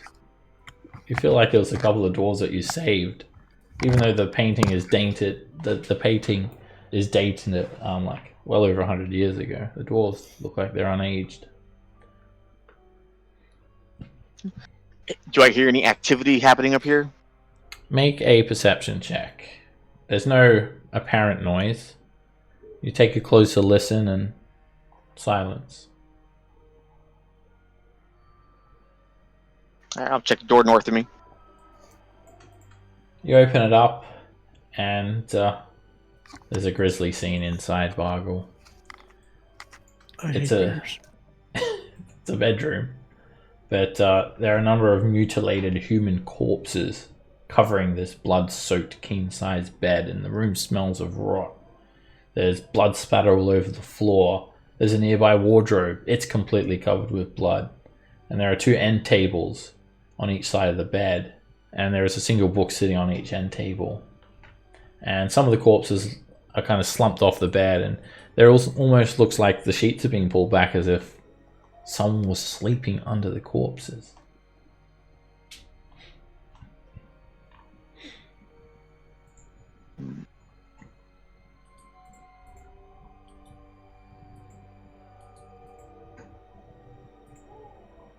I want to rifle through as much as I can. What are you rifling through? There's the cupboard. What is that? There's like Yes, literally, I want the cupboard there's side. literally just a cupboard. Like that's the only thing you could rifle through. Okay. Well, unless you want to rifle through the corpses. No, I'll let it. Someone else could do that. Corpsey underwear. All right, that's just a reading desk there, Bargle. Cupboard's over here. Oh, okay. What's the wrong side? All right, you open it up. Like the wardrobe is partially opened, and there's clothes in there. Just I'll head on up. female clothing, mainly. Some male clothes as on. well on hangers. Try it on, Bargle.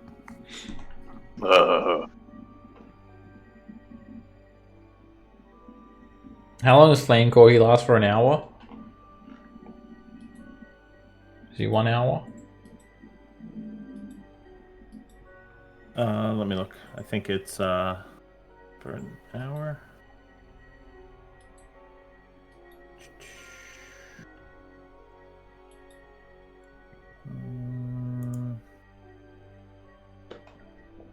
Yeah, 1 hour. He So reduced to 0. He disappears. Something ate him. He waves. He starts yelping like when it's time for him to go. He's got to go outside. Disappears in a puff of smoke. Yeah, so Bargle, I mean, it's a wardrobe. There's clothing in it. Male and female clothing. Yep. They don't look like nobles' clothes either, like just common clothing articles.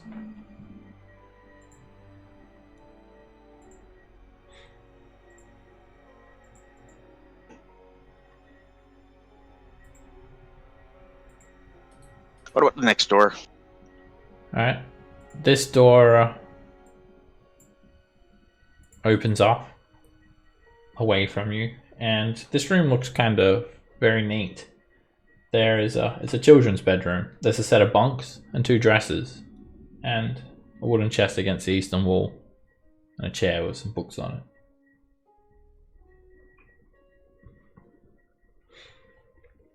Trying to find the door for the key. Bartle's just going to move to the next one. It's a balcony. There's a 10 by 5 foot wide balcony with a wooden railing.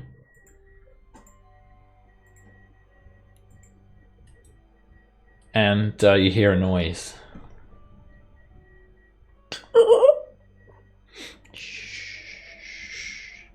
From under the balcony.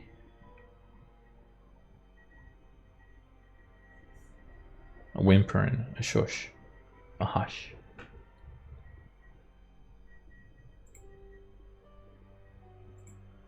I shake the bag. Anyone need help? Hello? Is that you, Bargle? Yep, he'll step out on the balcony and look over. Oh, Lulu?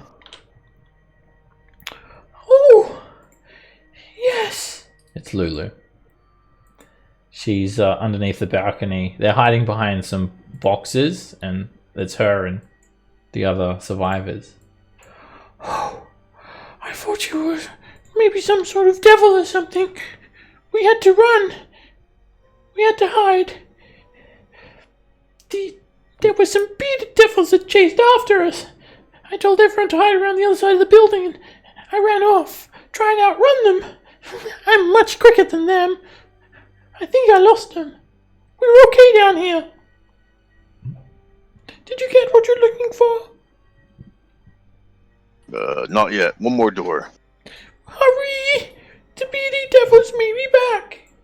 I mean, if they's dids the buildings of this place, maybe they knows where the things we're looking for is. Yeah, you could go back downstairs and ask that lady that we saved from the vampire kids. But no, I was talking about the dwarfs.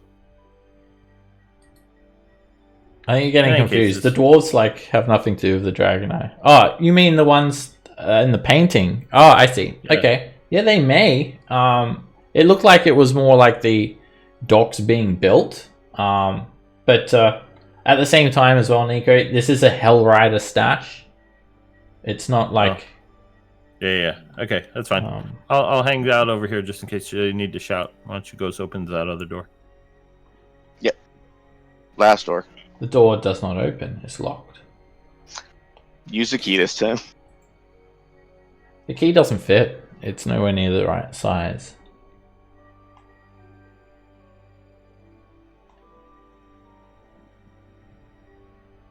How's it Cummins in there? He needs I mean, I think everybody's proficient with locks picks here. Yeah, it's the wrong door.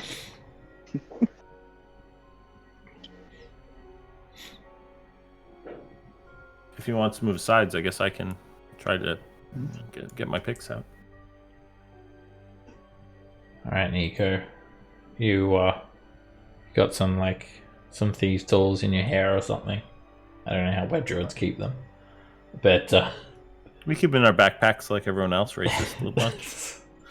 so you take your thieves' That's tools. not racist. That's classist. You attempt to pick the lock, but it's a very difficult lock. I'm out to practice, so maybe someone else. It's got more skills hands than that. All right, Zygon, go ahead and pick it with your shoulders.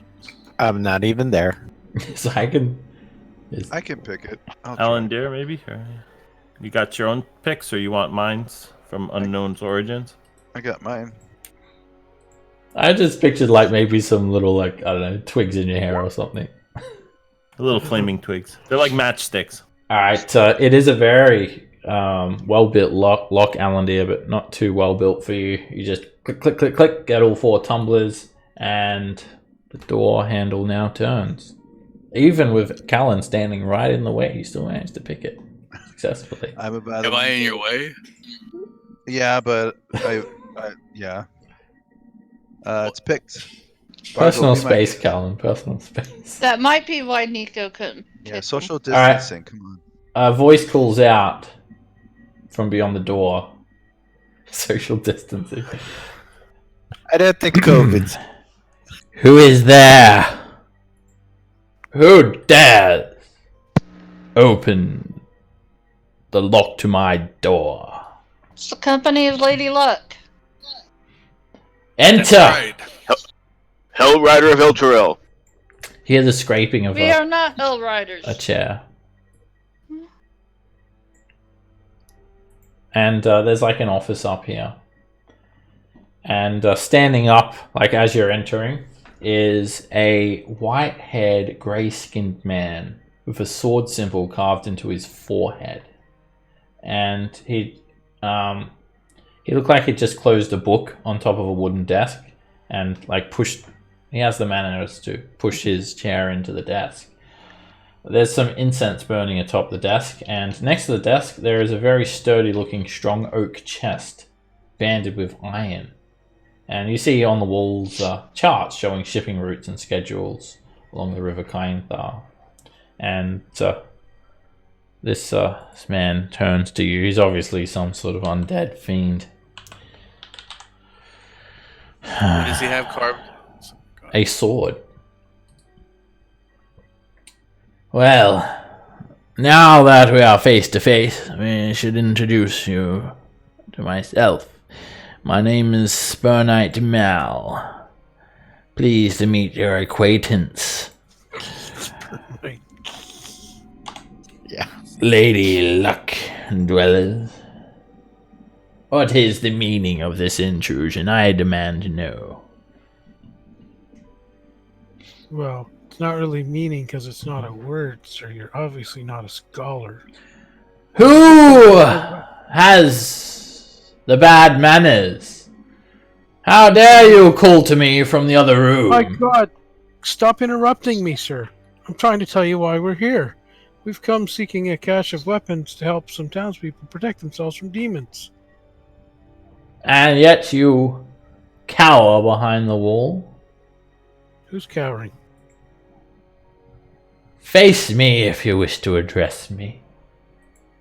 I don't even know where you are. Are you down here? Oh, there you are. Hello. Usually people don't talk to each other through walls. Oh, you are kind of cute, though. Ah, child. You're after the contents of that chest. I do not care for the contents of that chest. However, Okay. I wish to know exactly what you will do with the contents of that chest. We will give it to the people to protect themselves. Yes, you have said that. To what end? Protect from what? Demons and devils! Where the hell have you been living for the past week? This city Don't you know does where you not are? belong to those people anymore. This city does not belong to demons either. I can relate to that. However, if you arm those who oppose Zariel, then I cannot allow that. Elturel belongs to Zariel now. It is hers by contract. I You're kicking have the people. hunted and killed many who wish to oppose Zariel, and I'm not willing to make an exception for you if you oppose her. Do you oppose her? Of course we do, fiend. Ha ha ha. And who are you exactly? Callum Luckbringer, cleric of the Lady Luck Timora. I know you've heard of her. Her name probably burns your ears when I speak it. Huh. I'll show 'em I'll show 'em my point. Do you think that we are so different? You don't seem like Elturelians. Why do you vie for the city so much? Because we're here and we want to go home. I could sworn I heard a Baldurian accent. Yes, I can see it in your eyes. You are a Baldurian, are you not? Worshipper of the Lady Luck. I am. What does that have to do with anything? We are one and the same. I too grew up poor on the streets of Baldur's Gate. I know what it is like to have to fend for yourself, dodging thugs, trying to scrounge for food, trying to get by with Good at it. You're dead. whatever means necessary. But I was grateful, because when I prayed for help, it was not Timora that came to aid me, but it was Zariel. She gave me gifts, and I became superior to the other rats that scurried along the street. Yeah, you're about king of rats, all right. I am generous, and I will give you an opportunity now. Pledge allegiance to Zariel, or if you do not, you are foolish, and you are no better than ants. Well, I guess I'm no better than Ant or whatever. We will never pledge allegiance to Zariel. We're here to save her soul and bring her back to her celestial heritage. I see. I sense sarcasm from you. Well, you will see the gifts that Zariel hath given me. You will feel the burn that will be afflicted to those who oppose her. And suddenly this like purple necrotic energy begins to surround Spur Knight as he That's one of the places gifts his of hand Headmaster. forward to cast a spell. And we will roll Alright. initiative. But let's take our 10-minute break now. When we get back, we'll get straight into the fight. I'll see you guys I'm back gonna shortly. Get water.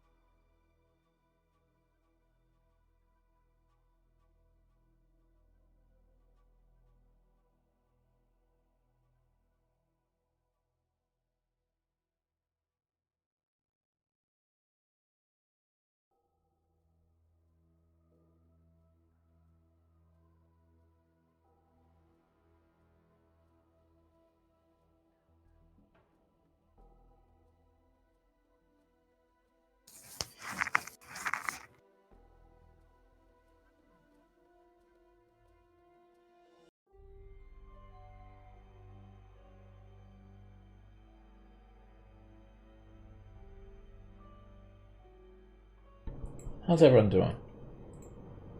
Good, good. How about you? Pretty good. Good. No, it was totally silent until you came on and said that.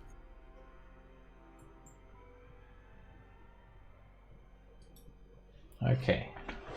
We're gonna roll initiative. Sorry, Zygon, yeah, you hear like Spur Knight raising his voice, like he's yelling pretty loudly. So do you come running? Yeah, that was what I was gonna ask. So yeah, I'll definitely come running once. You can get to the landing at the top of the stairs. The yelling is coming from down the hall to the east. At the end of this hall, you I'll remove the actual wall of the stairs. You do need to go around it though, of course. The stairs go from... That's fine. They go down as you head east. Alright, so yeah, all of this necrotic energy begins to form around Spur Knight, and he places his hand forward, threatening to show you the power of Zariel.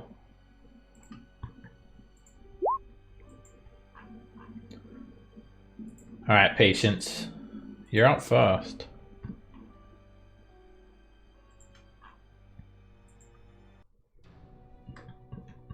She back it? I hope so, otherwise I'm going to be seriously freaked out because her token's moving all of its own. It's Ghost. Oh, sorry, I forgot I had muted my phone. I'm going to try something that may or may not work. I'm going to command it.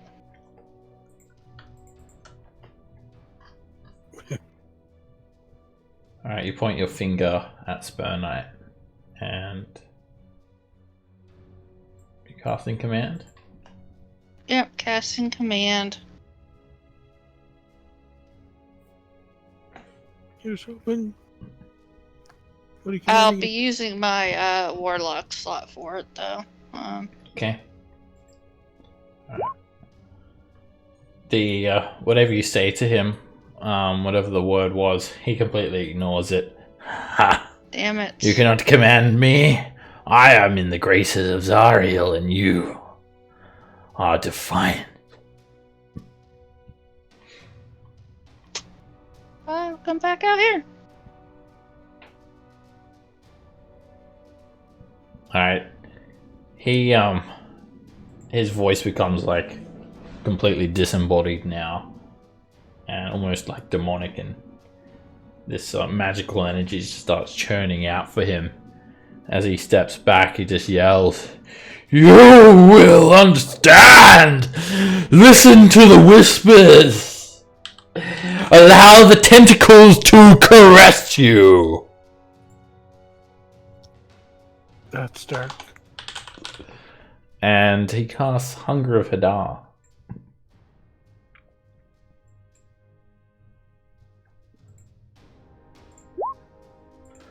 Didn't move far enough. Alright, so he opens a gateway to the dark between stars and a region infested with unknown horrors. It's a 20-foot radius sphere of blackness and bitter cold. While you're in it, it's filled with a cacophony of soft whispers and slurping noises that can be heard even from 30 feet away. No light, magical or otherwise, can illuminate it, so completely black. And everyone fully within it is also blinded. And the void creates a warp in the fabric of space. It's difficult terrain. And when you start your turn there, you'll take 2d6 cold damage. And when you end your turn there, you have to make a dex save or be rubbed against with these milky, otherworldly tentacles. You may choose to fail the saving throw if you're into that sort of thing. That's his turn. Callan. Do I take damage right now? Yes, this area is extremely cold, and you start to feel that cold. Let me roll damage. Right, you take 7 points of cold damage at the start of your turn.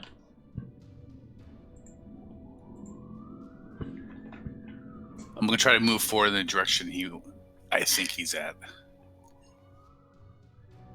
He's over there. You can hear where he is. He's at the back. You know his location because he's not hiding. I'm still in it, huh? Yep. I can still feel the milky The ink. tentacles You rub can against me. feel it The all. Milky from Spermicider. That would be 50 feet, Callan. Because so you'll be dashing. Because it's difficult terrain. It slows you down. All the tentacles are trying to drag you back. And I just dash to Yeah, you just sort of push through, and it's like you've just entered like another world, a world of sanity, and you manage to push your way completely out of the hunger. Alan dear. I'll First of dash all, over you to- take 10 points of cold damage. Okay, and then I'll dash over to here. Did we get a short rest anytime in the last couple sessions? It's up to you guys when you take short rests, but I don't think anyone wanted to I take don't a think we short did either. rest. No, we haven't. We took a long rest before we came on this expedition, but No, That was like 3 days ago. you didn't take. You mean like before you came to the Dragoneye Dockhouse? No, before we came to Hell. no, we had a long rest in the vault.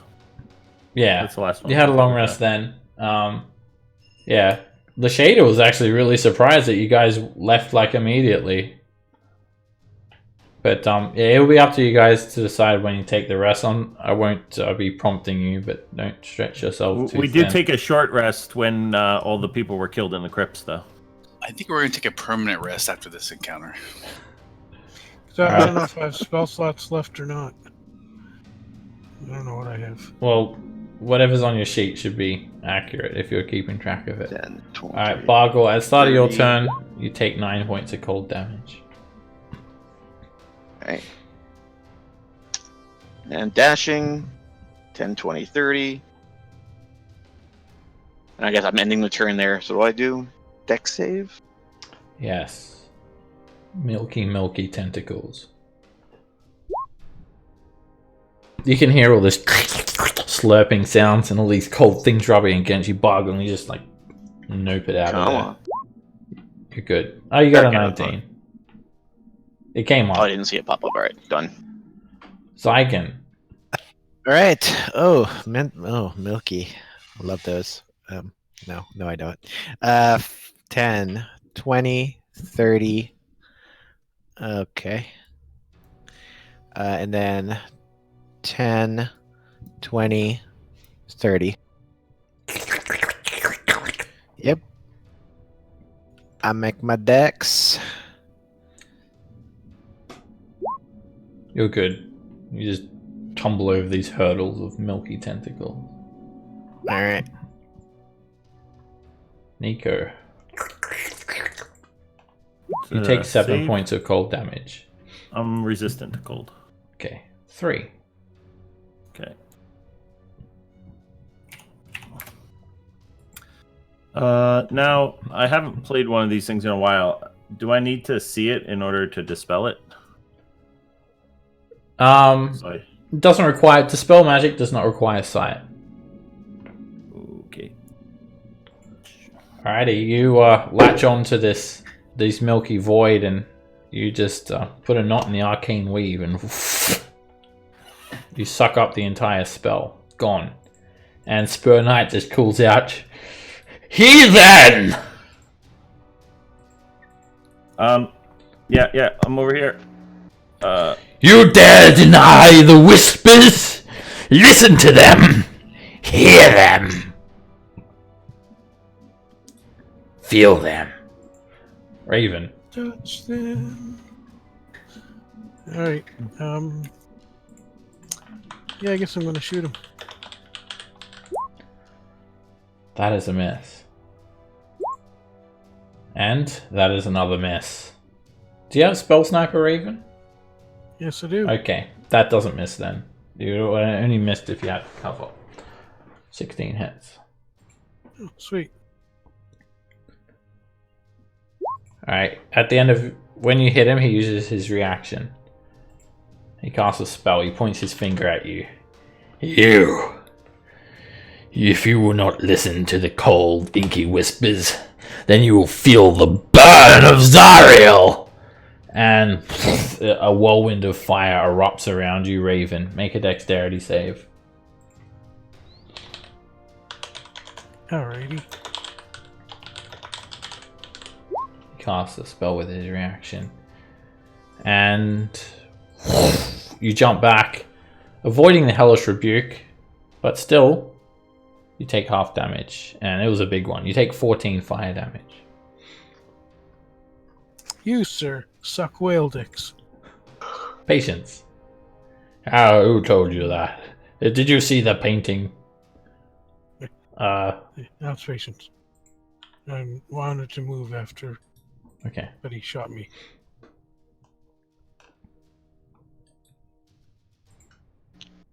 I will.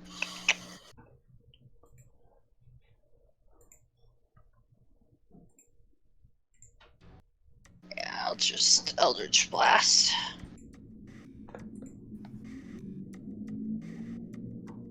That's a hit. When the beam slams into him, bits of bone dust start to fall off of his form.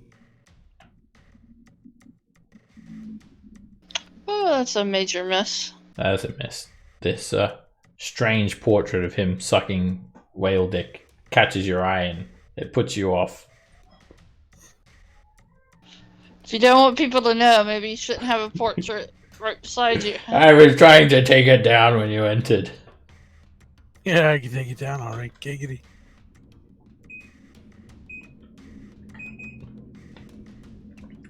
You cannot deny what this world has to offer you. It hungers. Listen to it. And he casts the Hunger of Dar again. He's going to place it slightly differently this time. Is he? Or is he not?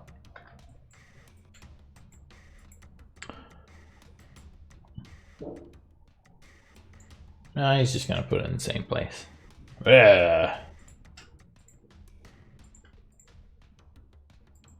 Callan.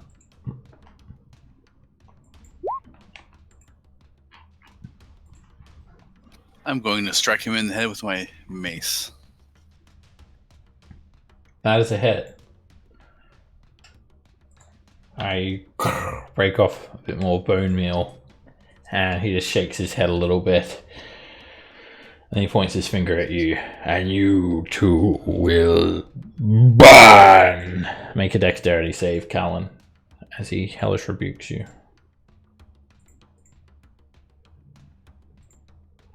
Alright, this is a massive explosion of fire. It just erupts. Protect me!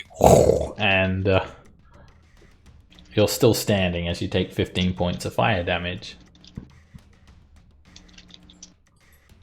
Timora has protected you. A lot of the heat was transferred to your lucky coin. Alandir. I'm gonna watch guard, and I'll dodge. I can't do anything with that thing in the way. Got like a crossbow? Can you shoot him or something? Where is it? I can't even see him from there. Oh, never mind. He's in darkness. Yeah. Oh, you're like ways away from him, Alandir. Unless you want to break, unless you can break through the wall. Can I Bargle. try? It would take a bit. Alright, Bargle. Here comes the cold. 7 cold damage. Yep. Alright, he is able to see you, although you can't see him. And he steps back. 13 misses.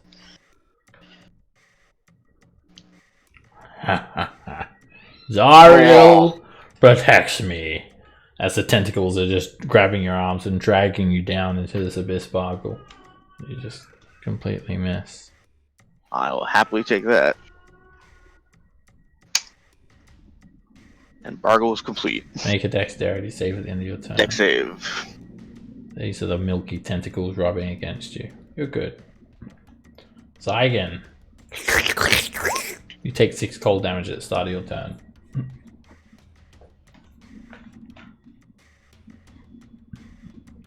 Okay. 10. 30. Then I'm going to go ahead and dash. 10. 20. Watch out for that bench. Alright, yeah, you're jumping over all sorts of obstacles, mainly milky tentacles. Oh, sorry. I need to do my dex save save. before I do that. You're good. Everyone's managed to avoid the tentacles. Impressive. It's not that kind of campaign. We don't want to enter your magical realm. Oh, yes, you do. Nico. I was not aware that this was rated X for hentai. It is. What did you expect when you saw the portrait of me and the whale on the wall? Alright, Nico. You're gonna take a bit of cold damage. Yeah, it goes around the corners and all. It does. Take 3 points. Alright, we'll play this game. Alright, you just dispel it again. And Well, once if you guys aren't again, going to hit him to break his concentration. the spell is completely dispelled instantly. Ah, insolence! You'll suffer a terrible fate. Raven. You are an enemy of Zariel! Yes. Yes, we are. He will judge you. Come down. Shoot. Oh. The first beam misses, second one slams into him, more of this bone dust clambers off of his form. Patience.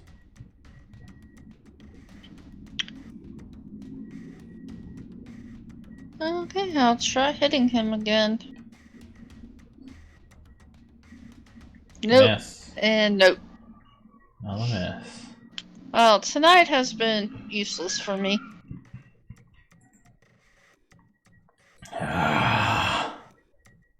Tonight has been brought to you by the word juice and less. Listen to the dark power! And as he says that, just his back kind of kinks backwards.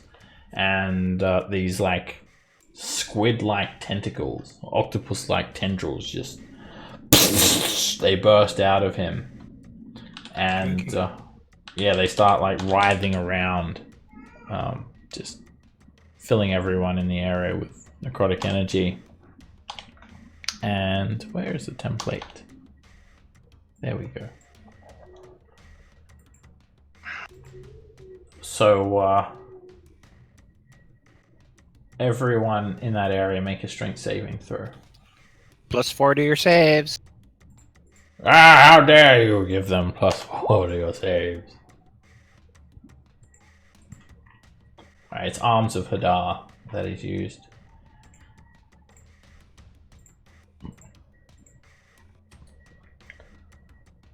Alright, so Bargle, the tentacles grab onto you and they start to squeeze.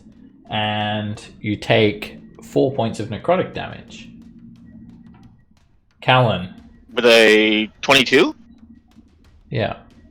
You made the saving throw. Yeah. That's why, Oh, that's gotcha. why you Sorry. only took 4 instead of 9. Sorry. Callan, Brain fart. you fail the saving throw and it just chokes you out. Slurpy tentacle grabs you and you take 9 necrotic damage. You also lose your reaction and you guys just see Cullen collapse to the ground with tentacle just covering him. And Zygon, you also take 4 necrotic damage. I'm resistant to necrotic, so I take 2. Yeah, you'll bring that down to 2. And all those tentacles recede back into Spur Knight at the end of that spell. Callan, make a death saving throw.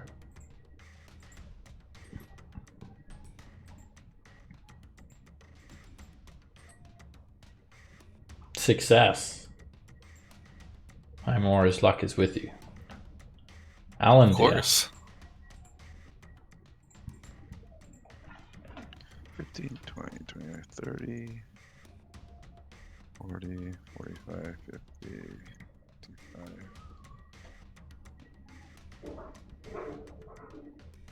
60. If you jump on the chest, make an acrobatics check. You're able to balance on the lid of it. It's slightly curved, but... Did you take an action? That's right. I can still take an action. Do that as a bonus. Can I pull out my bow and try to hit it from there? Yeah. Try that. Direct hit. The arrow just smashes straight into him. He doesn't resist the damage or anything. A big chunk of bone just breaks away. Turns into grey dust on the floor. And he will point at you. Bad, bad, bad! Hellish Rebuke. Make a dex save.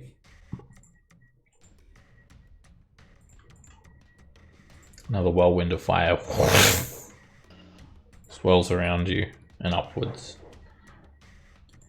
You make the saving throw and take 5 points of fire damage. Bargle.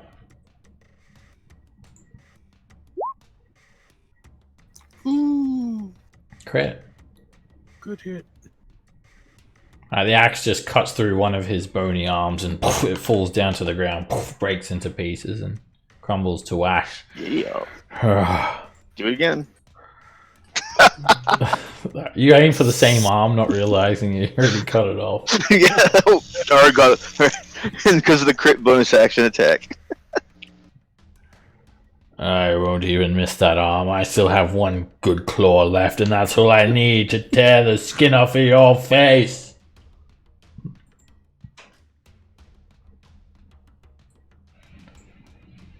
Alright. Oh, sorry, I didn't see the bonus action. Alright, that he's not dead yet, but very close. Alright, go Zygon. Okay. I'm going to yell out, man down, man down. Yeah, I'll get him. Alright, use the Mace of Disruption, and you hit him. When you hit him, he disrupts, turning into a golden light. Fiery ash. No!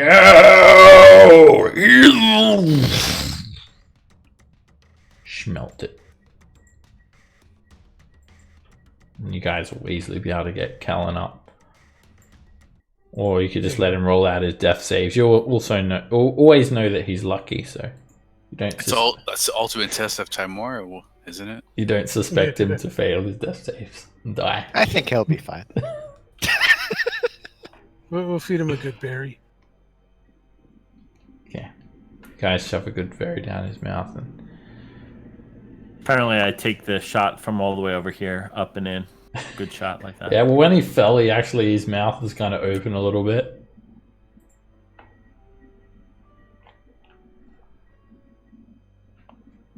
And there's nothing left of Spurnite as well. That mace just completely destroyed him. Not even a bit of dust or anything, just... Sorry, Zariel. Should get yourself better help. Alright, let's check the chest. I can't help but think there's not going to be much foods if this is what we came for in this little chest. But so yeah, the chest itself. Try the little key. You want to try the key? Kind of looks a little bit out of place in this room. You try the key. Click. It opens, and inside there are an abundance of items: swords, vials, potions, and scrolls. You guys want to take a short rest and just check everything out? Yes.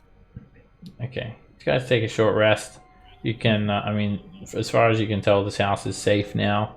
You can usher the survivors inside and tell the Shader and Neri what has happened. okay. We'll do that. You still have to make one more journey back to the High Hall. We never know what's going to happen on the way there. We're short resting, right? Yeah. Yes. Can we roll hit dice or wait for...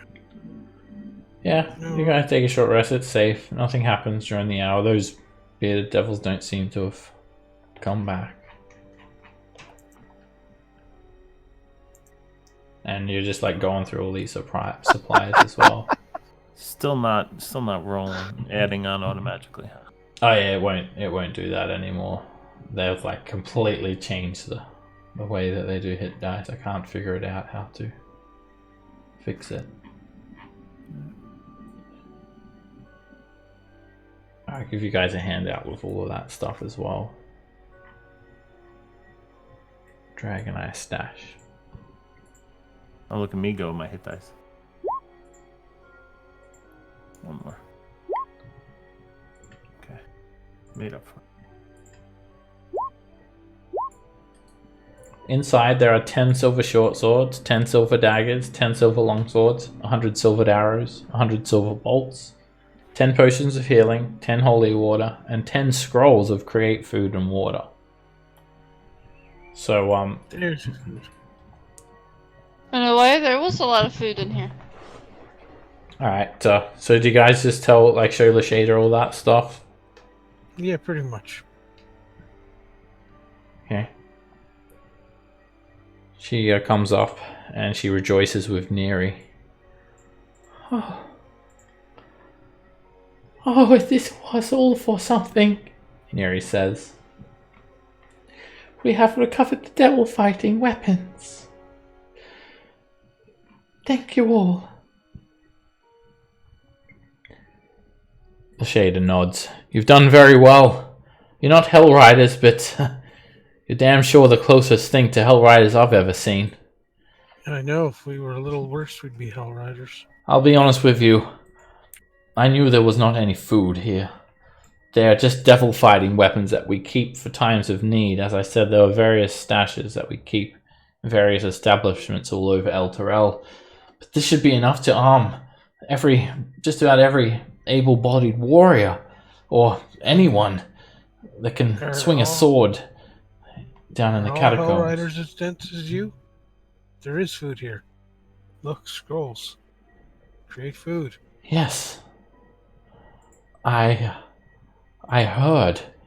That's even better.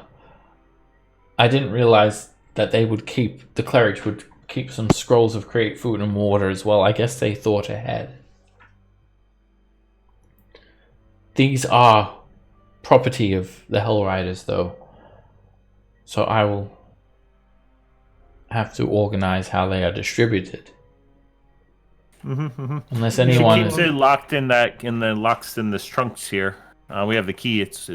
They're pretty safe, and it might be easier to carry that way. I'm gonna insight her. Can we trust her? She seems kind of suspicious to me. Sure, make an insight check. Oh, now we decide not trust her. I do. You can't tell that if she's lying to you or not. She does seem a little fishy. I don't know if she just doesn't trust us. She thought we took. She doesn't appear to be lying to you. You just feel like she's loyal, probably to a fault. I mean, being a Hell Rider, her soul is bound to the city. To the devils. Yeah. So, where's are we taking this back to? Are we taking it back to Highhold, or are we taking it back to the? Oh, there's more than enough weapons for everyone at Helm's Shield Hall. We'd found the key to the armory there, but the Highhold catacombs, those survivors, they need something to defend themselves with. It'll be best placed there. Unless anyone's gravely injured and in need of a potion, we'll lock this back up. Alright. Sounds good to me. Let's get out of here. Oh, this is heavy. It takes 2 people to carry the chest. It slows you down as well. I am not one of those 2 people. Lashada picks up one side. There are some iron handles attached to the side of the desk. Not the desk, the chest. Can one of the other survivors help her, or The that way it would dwarves free wrap you. their hands together. Leave it to us. We're labourers, remember? We carry stuff like this all the time. As long as it's not a 500-pound mason brick, we should be right. I've carried one of them before as well. It took a bit of effort. Alright. That way it would free us better able to keep an eye out and protect the group as a whole. Of course. Alright. You guys are moving in a very large crowd. However, you've got Callan leading the way. Finding all of the back alleys, the obscured streets, the unknown walkways. The main streets. Also known as the main thoroughfare. What's wrong with taking the back streets? You never know if you don't go. Well, back streets back. All right. Oh my god. Lashada seems convinced that the back streets are It is alright. scary that the only girl cannot quote that song, but the guys can. I mean, it's me. It's Backstreet Boys, not Backstreet Girls. Yeah, exactly. Okay. I thought it was the Backdoor Boys. Alright. You're a very large group, but you've got Callan, so the chances, like the large group is negated by Callan If it's leading any, you guys. if it's any consolation, I have the same thing too. Okay. Oh, yeah. we grew up in the hood. Yeah, you point out that heading down the main street's not a good idea, Nico, and you help out as well. All right, you decrease the chances even more so of you guys encountering something. So, all right, you guys move up from the Dragoneye Dockhouse, meandering through these streets. There's pretty much nothing left of Eastern El Terrell. There's going to be no hope of saving most of these buildings. Like, they'll have to rebuild if they manage to get the city back to the material plane. Lashada and Neri seem quite distraught, but you guys move very, very quickly up to Torm's Blade. From Torm's Blade, the plan is to go to High Hall, but Orin, he urges again. Can we stop by Helm Shield Hall? This will obviously expose you guys just a little bit longer, making a slight detour. Please, I want to check the situation there. Do you mind? Yeah, that's fine. Yeah, I mean, where's our dwarven friends? Do you guys want us to hold up at the Shield Hall, or do you want us to hold up at the down at the High Hall? I don't know what the difference is, mate. I feels like the Shield Halls is more secures right now. So that might be a better spot for alls, yeah, and we can carry it from there. Who's in charge of Helm Shield Hall? Isn't it that one dwarf? Mr. McDorf. Wait, did you say a dwarf? I'm in. I don't even care the name. I'm in. I'm sold. Helm Shield Hall all the way. Rally ho, rally ho. They start singing. Yeah. Your beardy face, your beardy face. They start singing Your Beardy Face, a very famous dwarven love song. As you're moving through the streets, you hear a loud caw. Ah! Ah! It's that same rock that you've been seeing around everywhere. I thought it was on the dwarfs. I was going to tell them to get that treated. It's just perched on this like blackened wall near a building. It looks like it's been hit by a crater. Ah! Ah! Give him the chin wave and just keep heading on. Alright, suddenly a flaming meteor screeches through the air, slams into the side of a building about 30 feet away from you. The building collapses inwards and this big fiery figure appears within the crater that it has just created. It has just created. Created. So here's the rock up here. It's just on this building. When it sees this explosion of fire create this big crevice in the ground, the rock panics. And it starts fluttering away. Very, very quickly. Like, it makes haste. It gets really spooked and flies off. Lulu ushers everyone back. Oh, stay back! But Lashada, she's brave. She steps forward and draws her great sword. What of it? The figure, as the smoke clears, is an armored warrior riding on the back of a flaming horse. The horse's skin smells of brimstone. You can smell it from 50 feet away, despite all of the other destruction of burning buildings in the area. It's a strong odor, and its flesh really just looks like a cloud of rolling black smoke. Its mane, tail, and hooves are wreathed in flame. It's unearthly. And the way it shot down was startlingly quick, supernatural. It's a nightmare. And the creature atop is wearing plate mail. He has a shield and a lance made of fire. Lashada turns to you all. Ready yourselves. Fiend! She calls out. By the name of the Hell Riders of El Torel, you are not welcomed here. You're not permitted within the city. What do you say, Raven?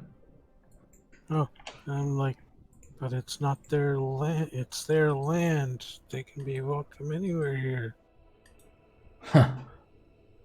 I never gave this land to any devil, any fiend, and I'm still sworn to protect it. I have not given my consent to any such matter. I am a Hell Rider, and I stand by the vow that I took, regardless of what evil have twisted it. And if you are going to succumb to that notion, then you're no better than them. Well, I'm just saying, you signed the book, and you're partway there now. I signed the Tome of the Creed Resolute. I signed no contract binding my soul to that evil thing above us. She looks up at the black companion. No, just Azario. But anyway, can we please stop telling everyone that we meet about the stupid book? Inquiring minds want to know. No, they don't want to know. But seriously, yeah, nobody wants to know. I mean, when it's for in privates, when he wants to tell them, that's fine.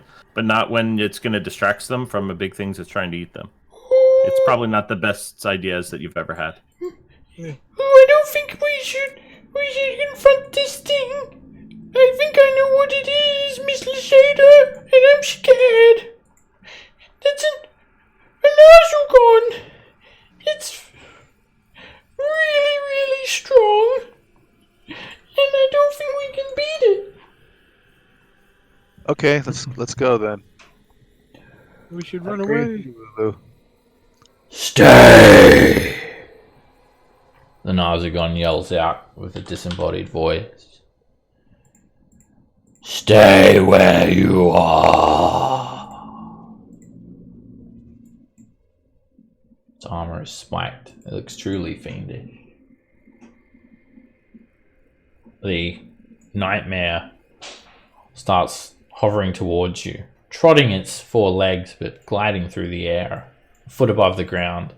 Whatever remaining tufts of unburnt grass that were left, they burn away as the nightmare moves over them. Where is the demon? He flew off that ways. And I point over towards where he flew off.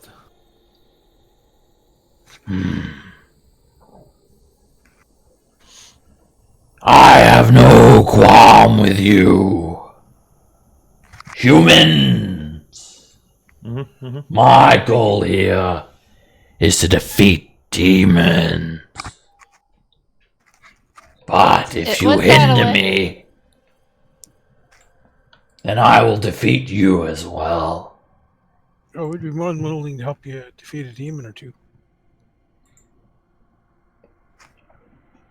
Have you aided the demons? No. We've pretty much killed everyone that we can. Alright, so you guys lying because you have helped the demons. You helped the Minotaurs escape. Minotaurs So- are demons. But didn't we kill them afterwards, or no? Was That's that- right.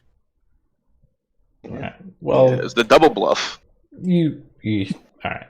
You still had a bit of a little bit of a truce going on with them.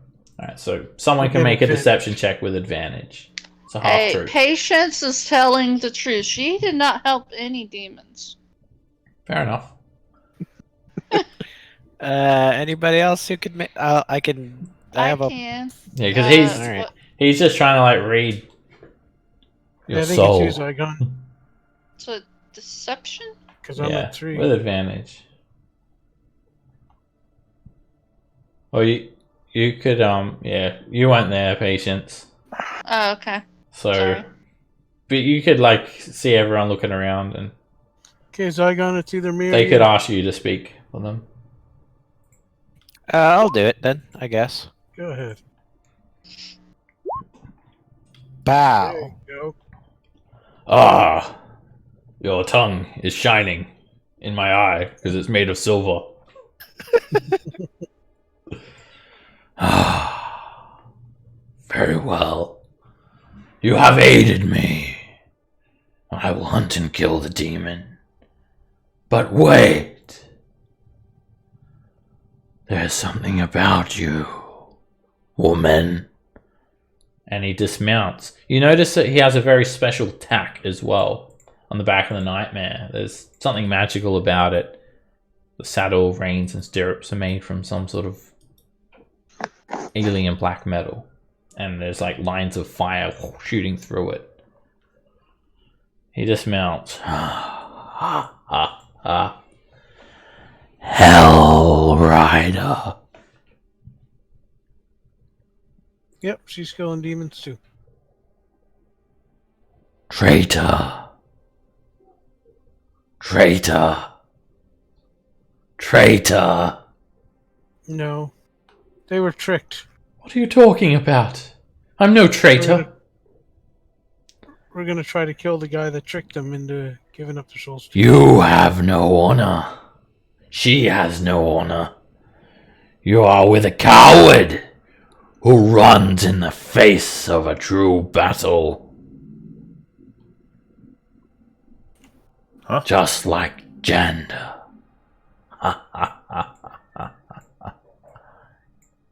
Not even worth my time. Coward! Where will you run now, Hell Rider?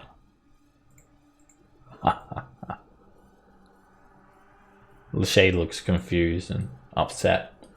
What does he mean? And then, with an explosion Sounds of like you ran fire, from battle. Nightmare takes off. Startling speed. Sounds like maybe something that happens on the first incursions from the Hell Riders. That's in the past. I'm no coward.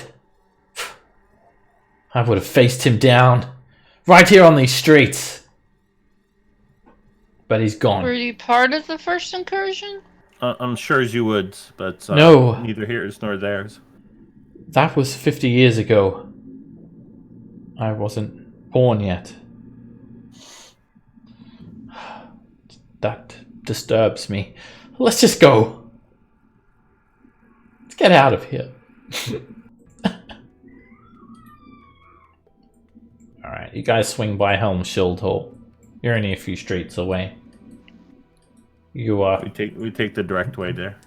Yeah, well, with both of you guys, Callan and Nico, you both work the back alleys, and you both go to one back alley, end up just circling around an entire building, kind of counterintuitive.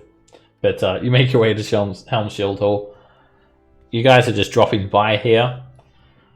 So when you get here, you guys drop the dwarves off. That's +2 survivors. +3. They're happy to stay in the vault. And Lashada, she turns to you all and thanks you. Neri will also stay and recover at Helm Shield Hall. And Orin also does not find his family. He just goes around looking. It's a very confined place. He calls out to them, and no response. They're not there. Oh, I pray to the gods that I'll find them at High Hall. So he'll be accompanying you. And Lashada turns to you all. And this is where my journey ends. Aw. I will stay at Helm Shield Hall. I want you to distribute these weapons and armor. Well, no armor, just weapons. I want you to distribute these weapons, ammunition, and potions to the good people that have struggled through this ordeal. I will. But does they need some of the creates waters and whatnots here, or that you guys got your own stores? Our armory was fully stocked, including scrolls of great food and water. We are fine. Those people need it. This will get them through. This will see them through to the light of day. I think it's only fair that you deserve some sort of reward. So, I give to you a potion of healing and vial of holy water for every soul that you have saved. How specific? But okay. Alright, do you guys want to split them up? Yeah, maybe we should. They do no good in the bag, so everyone take. There's more than 5 of us. I already have a potion and a holy water. No, actually, I'm out of holy water because I used them to clean the thing. So I'll take a holy water, but someone can have my potion. Hey, we saved a lot more than 5. Okay, I'll get a potion of healing. I'll take one too. I'll do well. I don't have one, so I'll take one. There you go. Okay. Or if you take a potion of healing, take a vial of holy water while you're at it. Except someone give me 1 holy water. I'll give him holy water. Thank you. And do you need silver ammunition? I could spare Don't some feel arrows and comfortable bolts. touching it. Does everyone have a silvered weapon? I mean, enchanted mace. We've been armed. We were armed before we left here to go to the High Hall, so I think Sweet's good. You I'll need take some more arrows. Yes, of course. She throws you a quiver of 20 silvered arrows. Sweet. I've given you what you need. Ensure the rest gets safely to others who need it more. Good luck. Absolutely. And Be safe. it's probably a lot easier just to just go straight forward through the alleyway next time instead of going around the entire building. Just a word of thank you. Goodbye. You guys then make your way from Helm Shield Hall to High Hall. It's not a very great distance. It's still dangerous. You guys get there. No problem at all. You make your way to the High Hall. Head down using the lever. You open the Altar of Torm. You click the button. It shifts around. Staircase comes down. And back down at the catacombs you are now. Ooh. Shouldn't we have taken like a long rest up there, guys? You guys are pretty tired. No, we can take feels one like here. It's safer to take the rest down here, don't you think so? Probably. All right. Fine. I mean, we don't want to hold on to all this stuff. We should get Well, it to the people that needs it. Yeah, the idea is that everyone here is vulnerable and they need weapons to defend themselves. You'd already found an entrance in which they can enter through the side of the earth moat if they're a flying creature. And Abishai were able to get in through here as well, some cultists dedicated to Zariel. So, yeah, you'd feel like if you left them, they would be vulnerable. As you guys return, Lulu flies on ahead, and you're just kind of in the main crypt now, and Orin just goes around trying to look for his family. And Selton's there.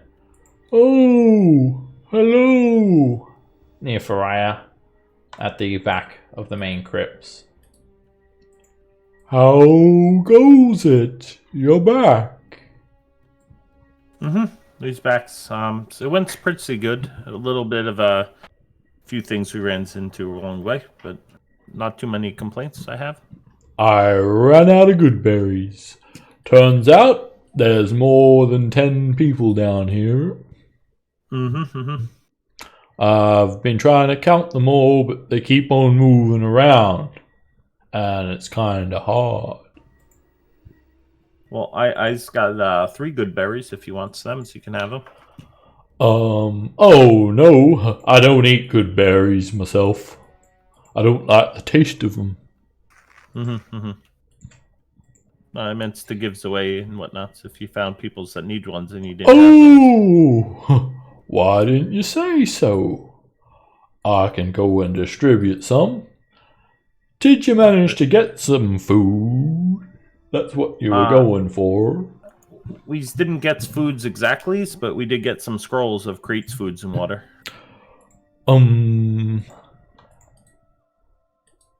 There's lots of paper here. I don't think that scrolls are going to be very tasty, though. No. See, they use magic scrolls, and they use it to make the food and waters. I don't know if I can cast them, but I think probably that priestess over there that's been doing the holding of the macing and the things, she probably could cast them. Oh! Well, did you manage to find any flowers or trees outside? Not so many. It's actually pretty rough out there. But we're still looking. I'm still hopeful, even though it's looking real bad out there. I'm worried that my powers are going to go away still. I can't be worshipping a god of nature without any nature. But some of the people were saying when nature calls, and they was going off into another room. Maybe I should go look around there and find nature's call. They're just making some fertilizers back there, but eventually nature's might calls up from there and whatnots. Maybe I'm gonna go and cultivate it then. Okay. He starts very slowly trotting off. I think we should make some turtle soup for supper, guys. Fariah's waiting there, just head down, still clutching this mace, and just... You're not sure if she's reading the Tome of the Creed Resolute or just her vision is sunken. But she looks up at you all. She looks tired and... Yeah, Collins, you probably could cast this too if you needs to. I think it's like 15s or 20 peoples that it would feed. Oh, the scrolls, yes. We could feed probably most of them. So you found it then? The food? Yes, we found scrolls of great food and water. Blessed Tom. Are you injured?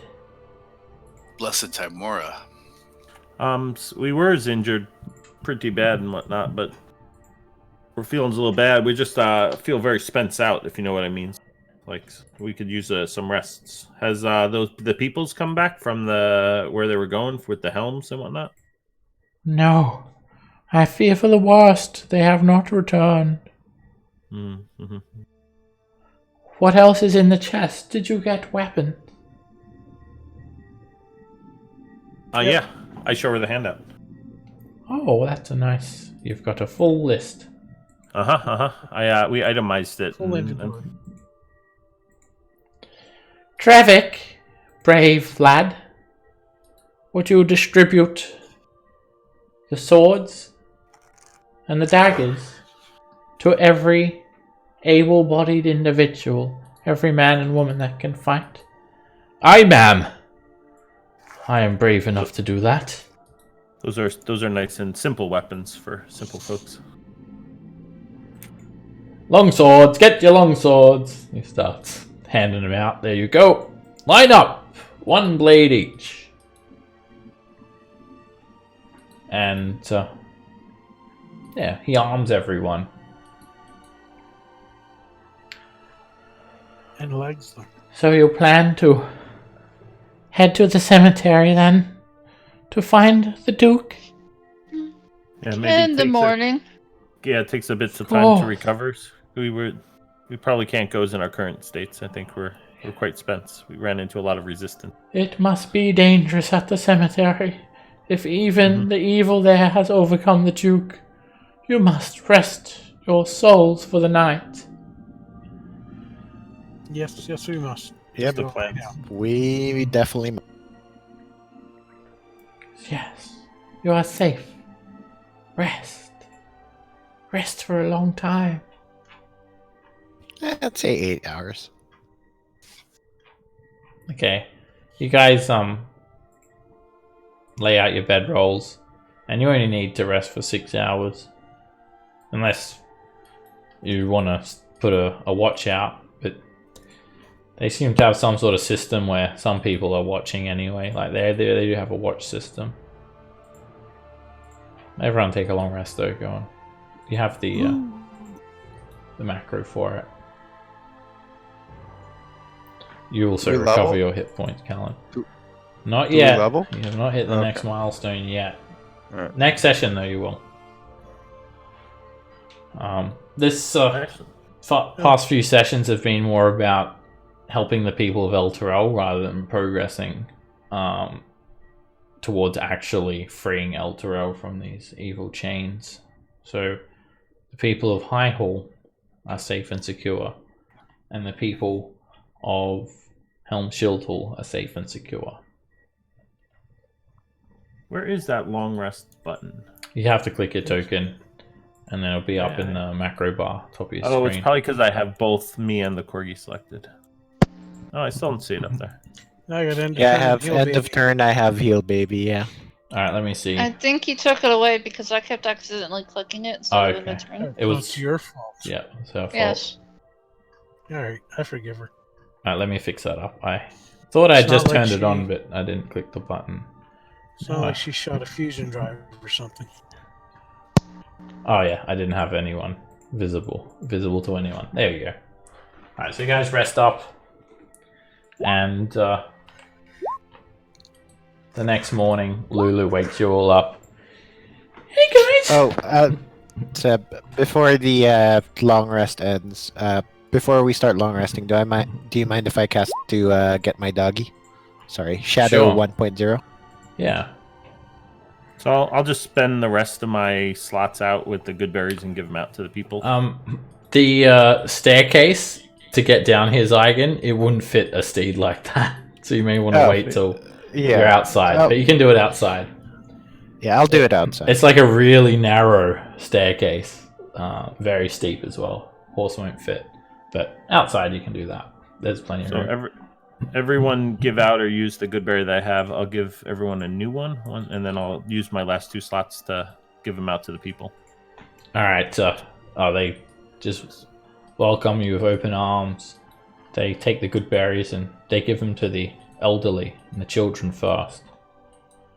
And you notice Orin is amongst everyone there as well. He's just kind of standing around. He How's it going? Did you find your kin? no, he shakes his head. They're not here. And he looks very distraught. He's like got red eyes. Well, keep hopes. I mean, they might be hiding somewhere else in the city still and just didn't make their way here. They're defenseless. How will they make their way here? Well, When we find them, we'll bring them. You will look for them? Oh, yeah. I mean, we brought all the survivors we found to safe spots. That's kind of what we've been doing. So You're going out Leave there them again. out now. Sure are. Where to? We are. It's fun. I'm not 100% sure is where we want to go. So, we're gonna go look for the Dukes. I think. Yeah, I he was thought we heading- were going graveyard, right? Well, he was heading No. to the graveyards, but I don't know where he's at now. Graveyard! You're going to look for my family at the graveyard! No, No. We're not going there to look for them, but that's where we're going. And if we find them along the way, we're gonna save them. We'll save them just like we saved you. Oh. Yeah. See how that works? Oh, the Duke? Grand Duke? Is that like the Duke of El Terrell? No, Baldur's Gate. But he was here. He was doing good stuff. Oh, I don't really amuse myself with politics. I've always been on the lower end of society. But the Duke of Elturel is he here? No. No. We're looking for the Duke of. And So, no, there's he's- no other he's not here. survivors. I don't know. I mean, I suspect that there are probably some survivors somewhere, but I don't know for sure. So, Yeah. Don't lose hope. We'll but keep the bulk of everyone is just the Hell Riders at Helm Shieldhall, and then you're all here. Listen, dude, you need to stop being such a downer. We'll look. We'll I find just them, want to we'll bring them understand. back. I'm sorry. I won't question you anymore. You've done too much for me already. No, we'll keep, like I said, we'll keep looking. Keep your chin up. Help the other survivors, and hopefully we'll all get out of this alive. Yes, the Hell Riders. They will protect the city. They'll save us all. I'm just gonna go lay down near a sarcophagus. Yeah. Well, don't Yeah. tempt fate. Well, that's what everyone else is doing. Yeah. That's fine. So that's what everyone else is doing. I mean, if everyone's doing it, you should do it too. That's what my mom said about jumping off bridges and whatnot. Okay. All right. You guys laid out your bedrolls. Go to sleep. Eat some rations. And how much rations do you guys have? Food seems I to don't be a know. bit. Keep track. I've probably- been eating good berries every Yeah, day. you so- You probably haven't we have been- good berries. Yeah. Well, you've been eating good berries. You probably haven't been keeping track because it hasn't become important, but you're starting to realize that there may be a food shortage here in Elturel. As long as we have good berries. Yeah, if you got good berries, that's enough to keep you guys nourished. All right. All the more mean, reasons to make sure People I'm are not dying. dying. I mean, people are always dying, so that's emergency food supply. It's not good. Long pig. What are you, lizard folk? Ah, All right. So Uh, Lulu wakes you up where in the you're morning. Hey, everyone! Wake up! Wake up! Stop sleeping in, sleepyheads! Guess What's what? going on, Lulu? What's up? Well, I was thinking about all the good you've done for Elturel and all the people you've saved, and it made me think of our friendship. I think It was all for friendship. I'm remembering something else. Cool. It's about the Sword of Zario. I don't think it's very good news, though, but it may be helpful. What is it? Case, what's in it? Well, it's about this demon lord, Inoku. It wants to destroy Zariel's sword. I remember it hates it as much as it hates her. And I remember fighting him in some town, and Zariel was there, and there was an army, and buildings were burning, and I don't remember where that was. I don't even know if that's helpful. No, so that sounds definitely helpful. As if she was scared that it would break her swords and whatnot. What was the name of the devil or demon you're talking about? Inoku! You can so he's See not the one of spelling hers? you can see the spelling in my handout. That's what that's. I'll Thank update you. So yeah, if you guys ever want to read Lulu's story again, or refer to the memories that she's recalled, she's in like the companions folder where your character sheets are kept. She's got 2 memories that she's recalled so far. North. Inogu. Oh yeah, you guys have 2 magic Oh, items that you still haven't identified back from when you killed the mummy. Oh, we'll Yeah. do that. Alright, braces of defense are the golden bangles that the mummy wore. Yeah. Rare magic item that requires attunement. If you don't wear armor or don't use a shield, you'll get +2 AC. And the yellow diamond is an elemental gem. It contains a mode of elemental energy. You use your action, throw it on the ground, and an earth type elemental will appear. as if you had cast Conjure Elemental. So it doesn't actually cast a spell, so it can't be like counterspelled. Also, you could do a bonus action spell that's not a cantrip, so it doesn't actually count as casting a spell, but it's a one-time use.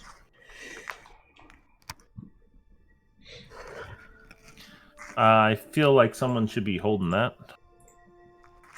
Well, why not you? It's like a druid thing, elementals. Okay, Yeah, I you can got be the fire. person.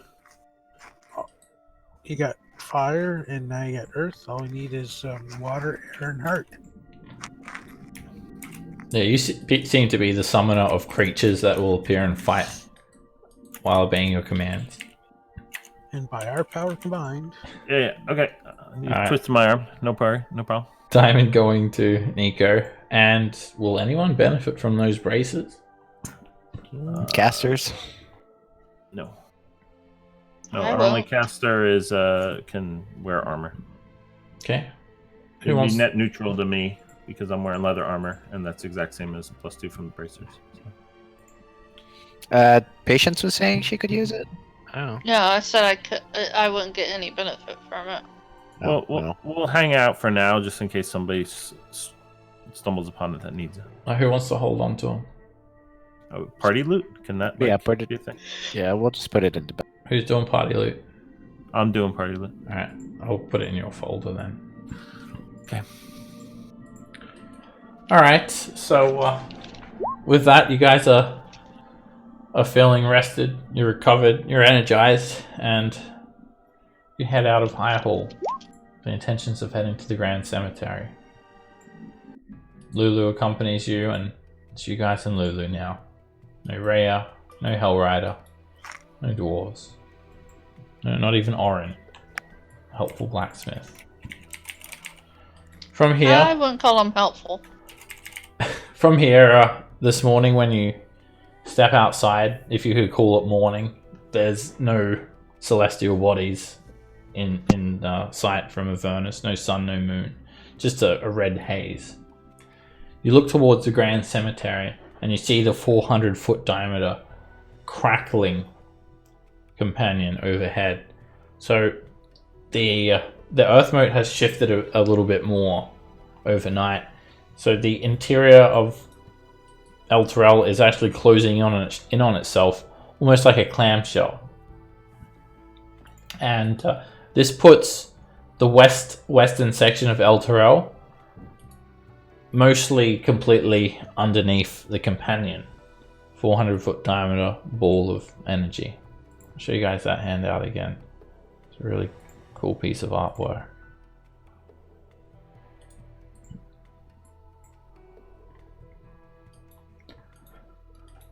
So you can see these giant infernal posts and dangling chains with large barbs on them, just jigging about. And the sound of the blood war is that little bit more closer when you step out. This entire area is like dark. The companion casts a shadow across the Grand Cemetery. So it's pretty much complete darkness over that area. When you try to look to scout out what you're going to be dealing with, you don't really see much. It's only a short journey, so everyone happy to head over. You summon up Shadow as well. Yep. Lycan. Does anyone want to like cast a light spell or pull out a torch on the way over there? I'll cast the. I get it for free. I'll cast it on like Kellen's whatever hat. Alright, his hat. Wait, does he wear a hat? No, I have a cloak. Okay, whatever. I'll cast it on like a stone, like a rock, so or like a spare amulet, so he can hide it under his like clothes if he lower the light or whatever. Okay.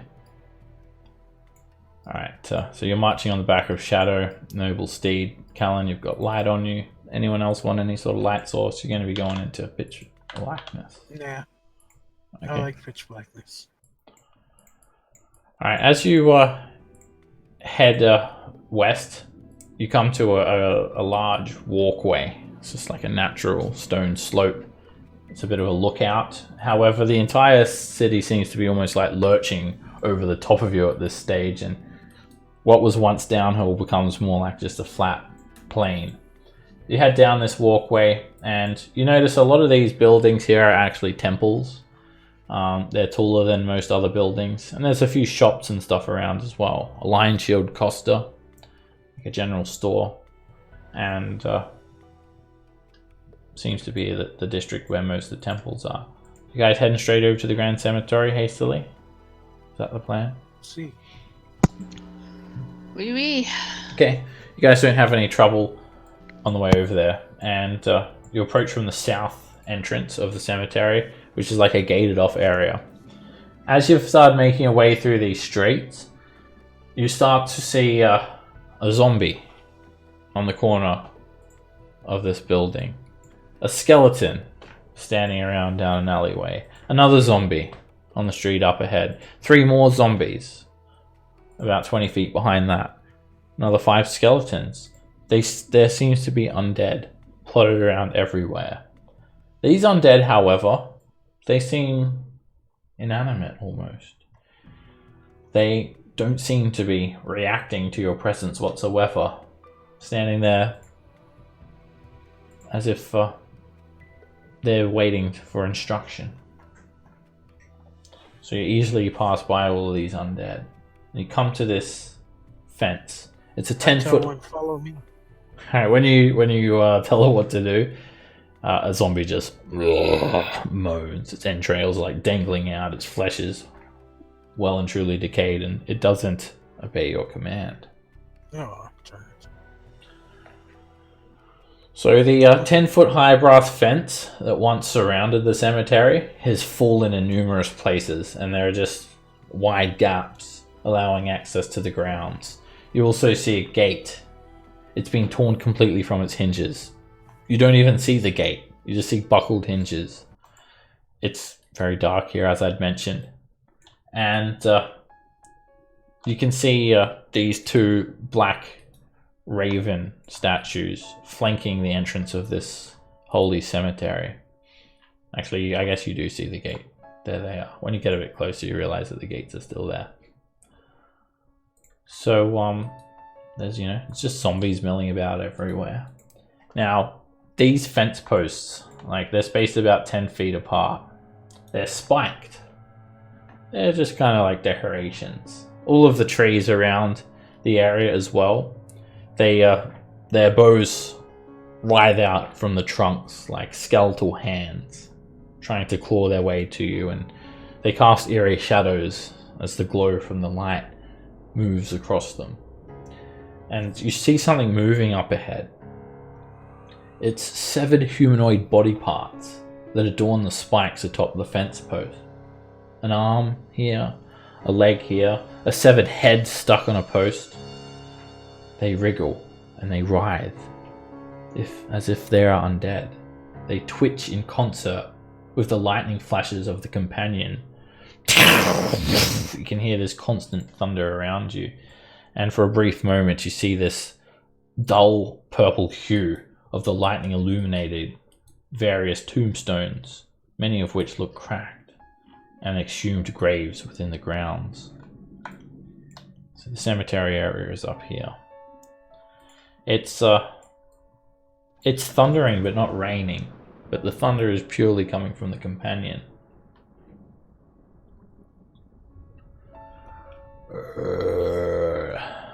You can see a flash of lightning illuminate the very cavities in this nearby zombie's face. Lulu is scared. Okay, Lulu.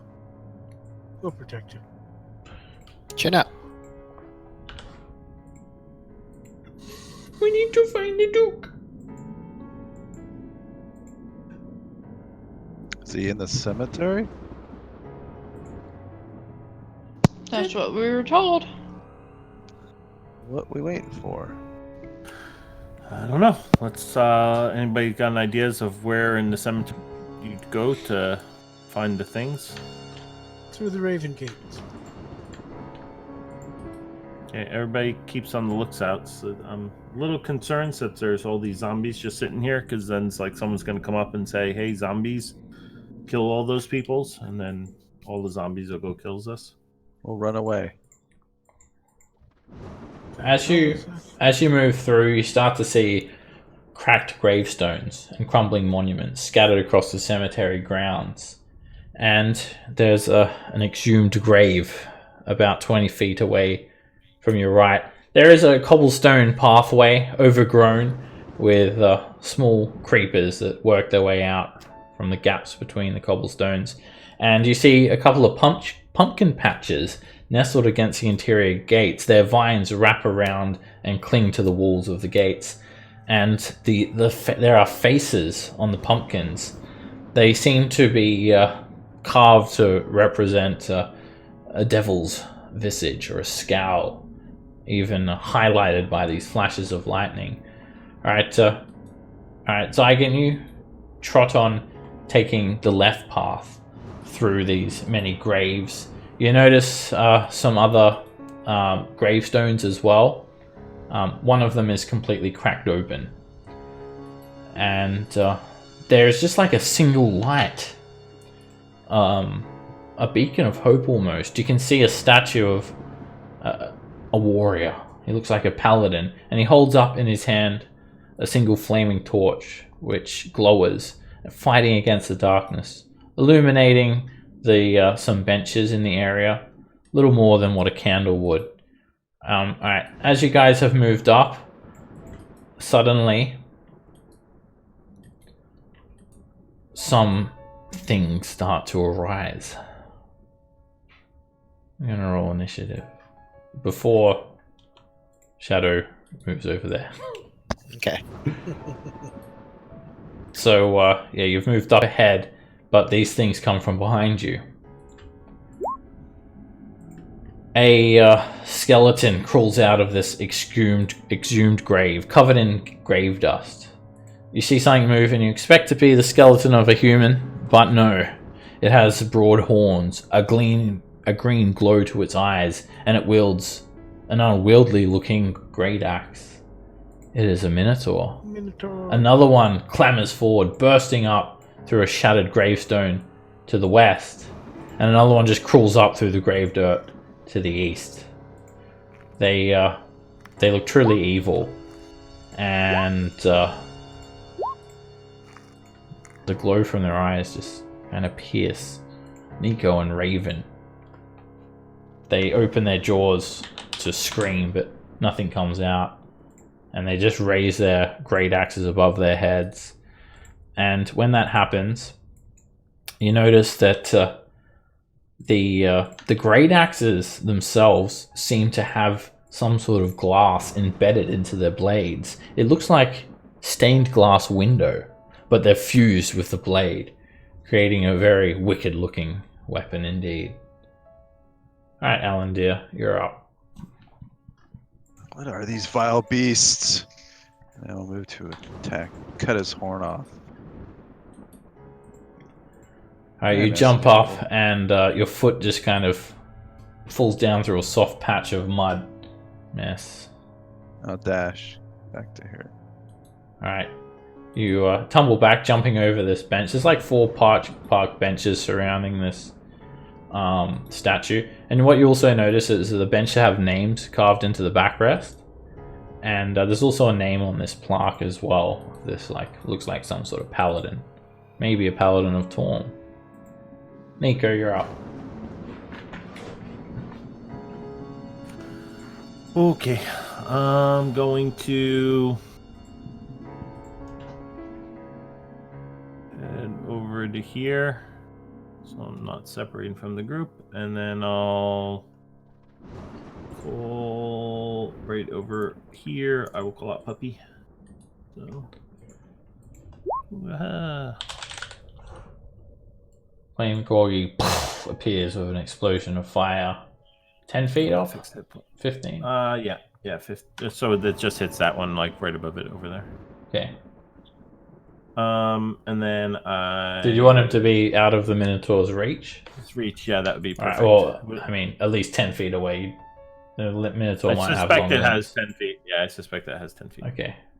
Okay. And then it will. I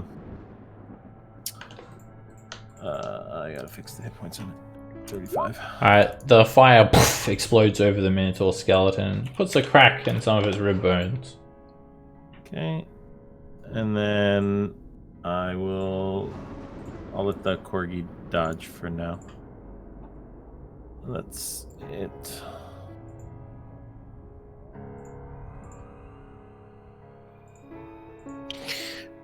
Seb, can I go diagonal here? Yeah, you can climb over things. Okay. Then 10, Do you want to mount 15. Shadow? No. Okay. You stay there.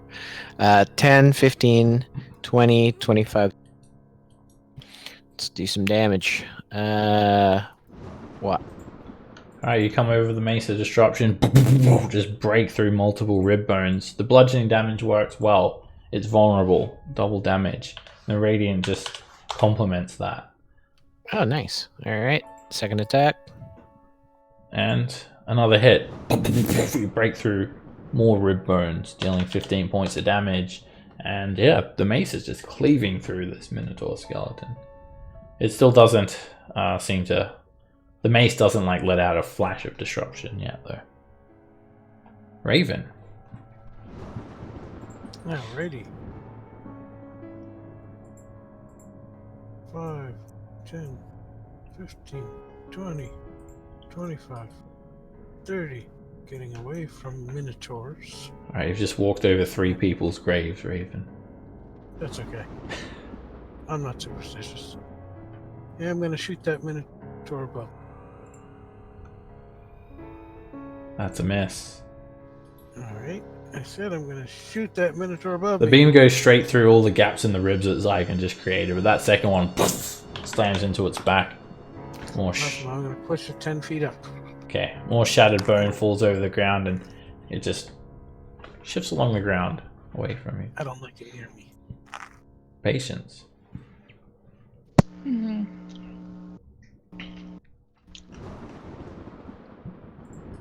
I'm going to do Eldritch Blast at this one. Hit.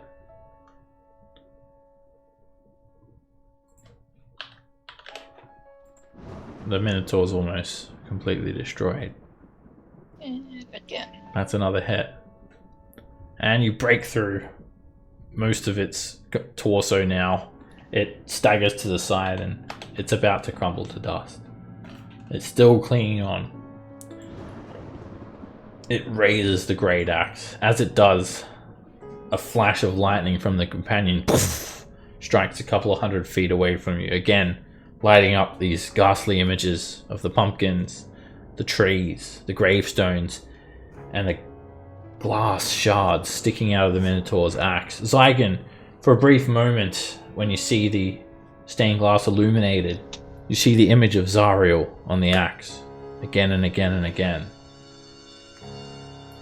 It brings down the axe, and it hits. Wow. Alright. For 13 piercing damage and 4 necrotic. When the glass... I have to do? Yeah, 2. When the glass hits you, you feel like this evil presence, like coming from the stained glass. Lulu panics. Stay back, you big mean skeletons! Don't you come near me! And she just lets loose her trumpet. She's going to do a 60-foot cone of sparkles. And it just washes over both Minotaurs.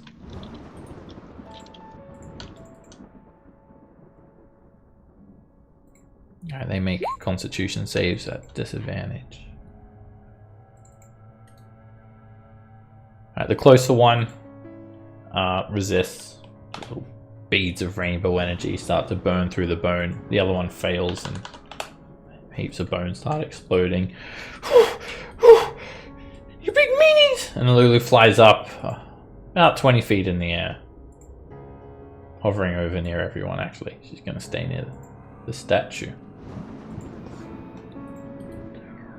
The Minotaur skeleton erupts, and it just steps over graves, smashes through the boughs of a tree, and it charges you, Nico.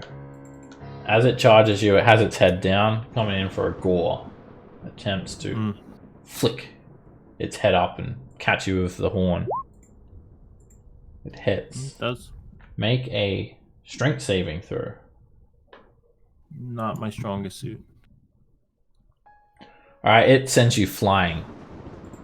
You take 14 piercing damage, and you actually take an extra 14 from the impact of it charging, and it sends you flying over 10 feet over the top of Bargle, and you slam onto the ground prone. Ow. Bargle. That was my friend. Shazam. Hit.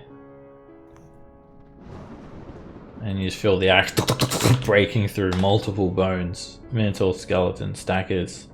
You swing again, and it brings its great axe up and cleaves you off. Callan. I'm going to look at the Minotaur and cast Guiding Bolt. Direct hit. A star-shaped golden energy bolt slams through it. You forgot to count your spell slots up, Callan. Showing that you're empty. You gotta fill them all up. Yeah, the long rest button didn't do that for some reason. Did it not? I think, you know why? I think that long rest, I think the API went down. So it probably didn't work for some people. Anyway, fill them up. And It didn't increase my hit dice or the spell slots. did it do anything? It did, Nope. yeah, it did just the wild shapes and all. Okay. Anyway, that Minotaur is now illuminated like a flare of radiant energy. Alright, Shadow obeys your orders, Zyken. So, Going to say, smash this. Can't do that? Yeah. So. is it it's a warhorse, right? Not a warhorse it's a skeleton. warhorse. Okay. Yeah. Not yet. Oh wait, I mean, it's not. It's not evil. You're not evil, Zyken. No. No. Not yet. Who's he? Come on. He's just misguided. There's just, there's just issues with the landlord. All right. So yeah, he's going to trample on this Minotaur. That's a direct hit. And it just bucks and just puts a hoof straight through the Minotaur's head. 24 bludgeoning damage. It completely shatters it. And then he'll move back to, like, hide. Well, not hide, because he's a huge-ass horse. Alright. He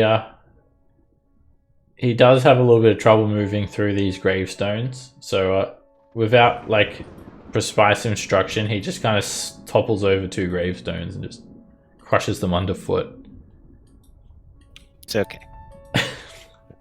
Alright, this Minotaur is going to charge at you, Raven, and it just smashes through gravestones as well. Carelessly, doesn't care, it just moves through them. The stone is so old, it just crumbles underfoot, and it tries to gore you. And it misses. The horn just cuts through the air. Alandir. I'll move down to here, and I got a bandage, right? You do. Right, I'll hit it. Direct hit. You jump up, you drive the rapier into one of its green glowing eyes, and that seems to shut the entire thing down.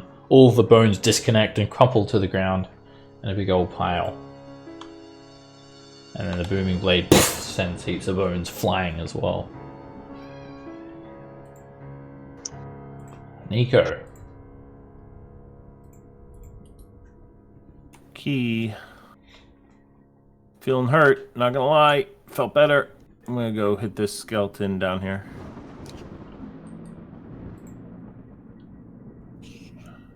Crit. Right, the force of that fire breaks through multiple do I- bones. Do I get double this roll on it too, or no? Yep. if it's attack roll. We get double. Is that rolling? Yeah, look at that once. I've up 3 once every time I use it. Puppy. Puppy Should power check needs. that macro. He needs more. I need some.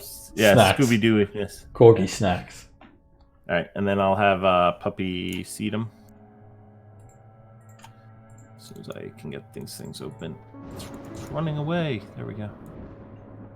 That's a hit. 12. Right, the flame seed breaks through even more bone. The Minotaur skeleton's looking hurt. Okay. Zygon. I just wanted to back out nicely away. Alright.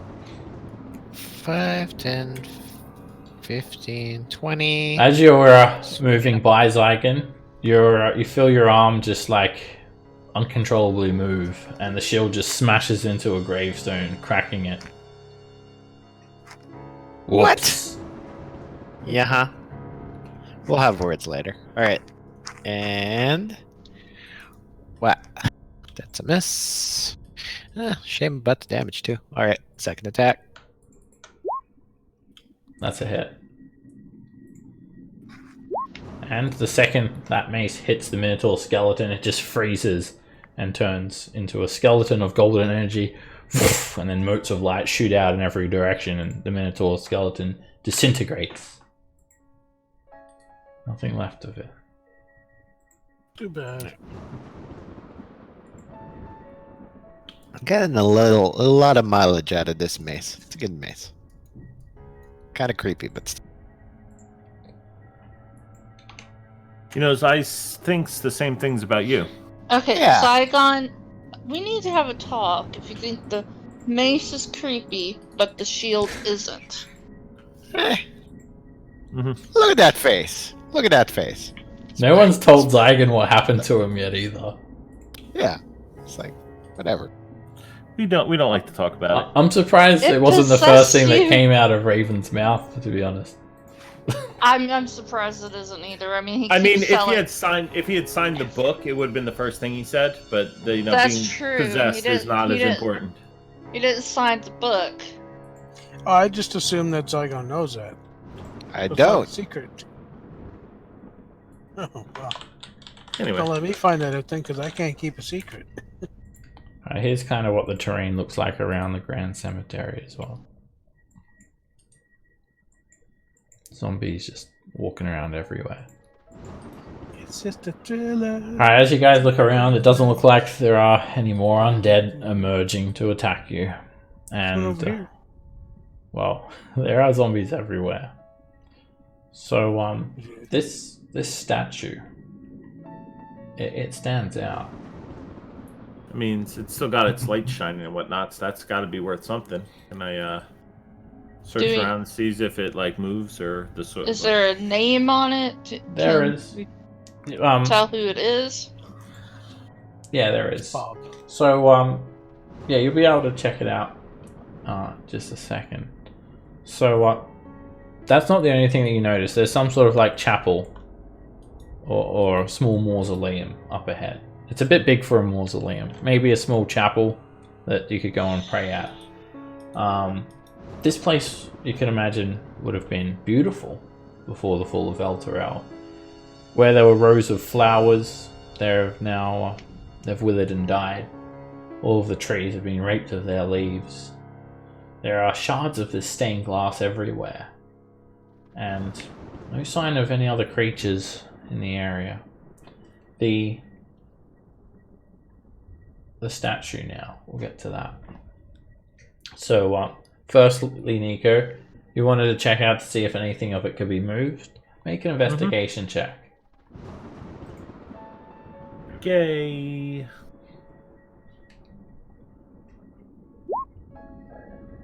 Alright, it's actually a life-size statue. It's set up on a 3-foot-high solid block of stone.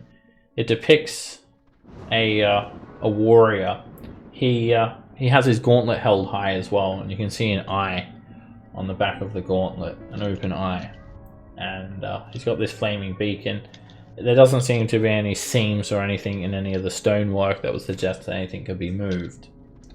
Now, the name of this hero is Zokel of Torn, and anyone who wants to see if this statue is consecrated could make a religion check.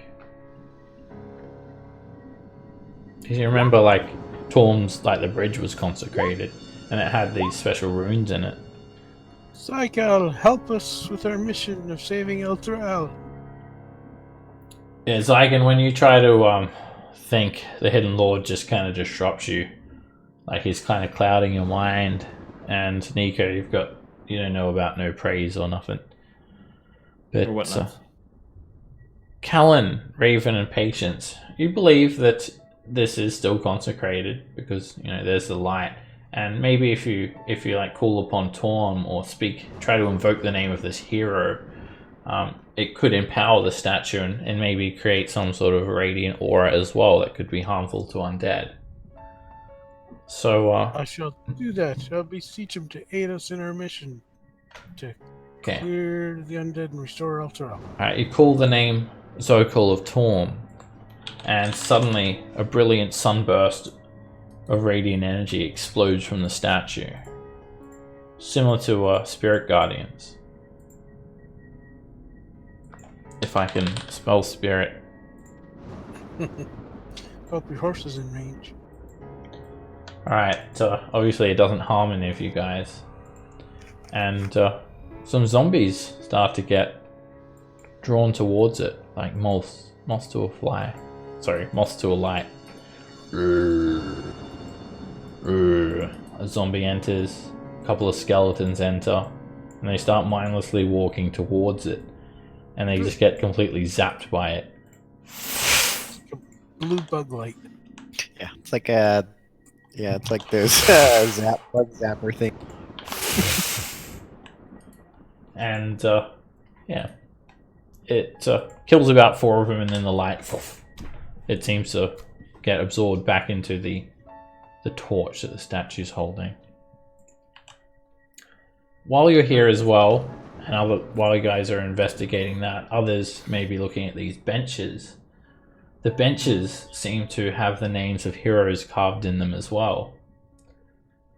They're famous heroes of Elturel, and anyone from Elturel, maybe Raven or Baldur, you may recognize some of these names. Agnathar, Bertra Zomes, Yavina Druin, Kassar, Zivik Luren, Dop Husa, Rank the Bloody, Laville Denu, and Van Lancer Eagleton. Eagle Talon, sorry. And as you're reading the names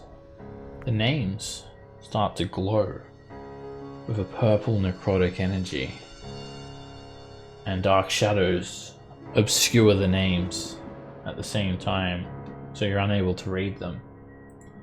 And 8 spectral figures emerge from the desks. Not desks. Benches. Some of them look like black silhouettes, shadows of these warriors, and others are merely specters, each one haunted and twisted. Are you guys going to help us in our mission? As they emerge, they reach out with ghostly appendages and attempt to drain the very life from you. Alright. I think that's a...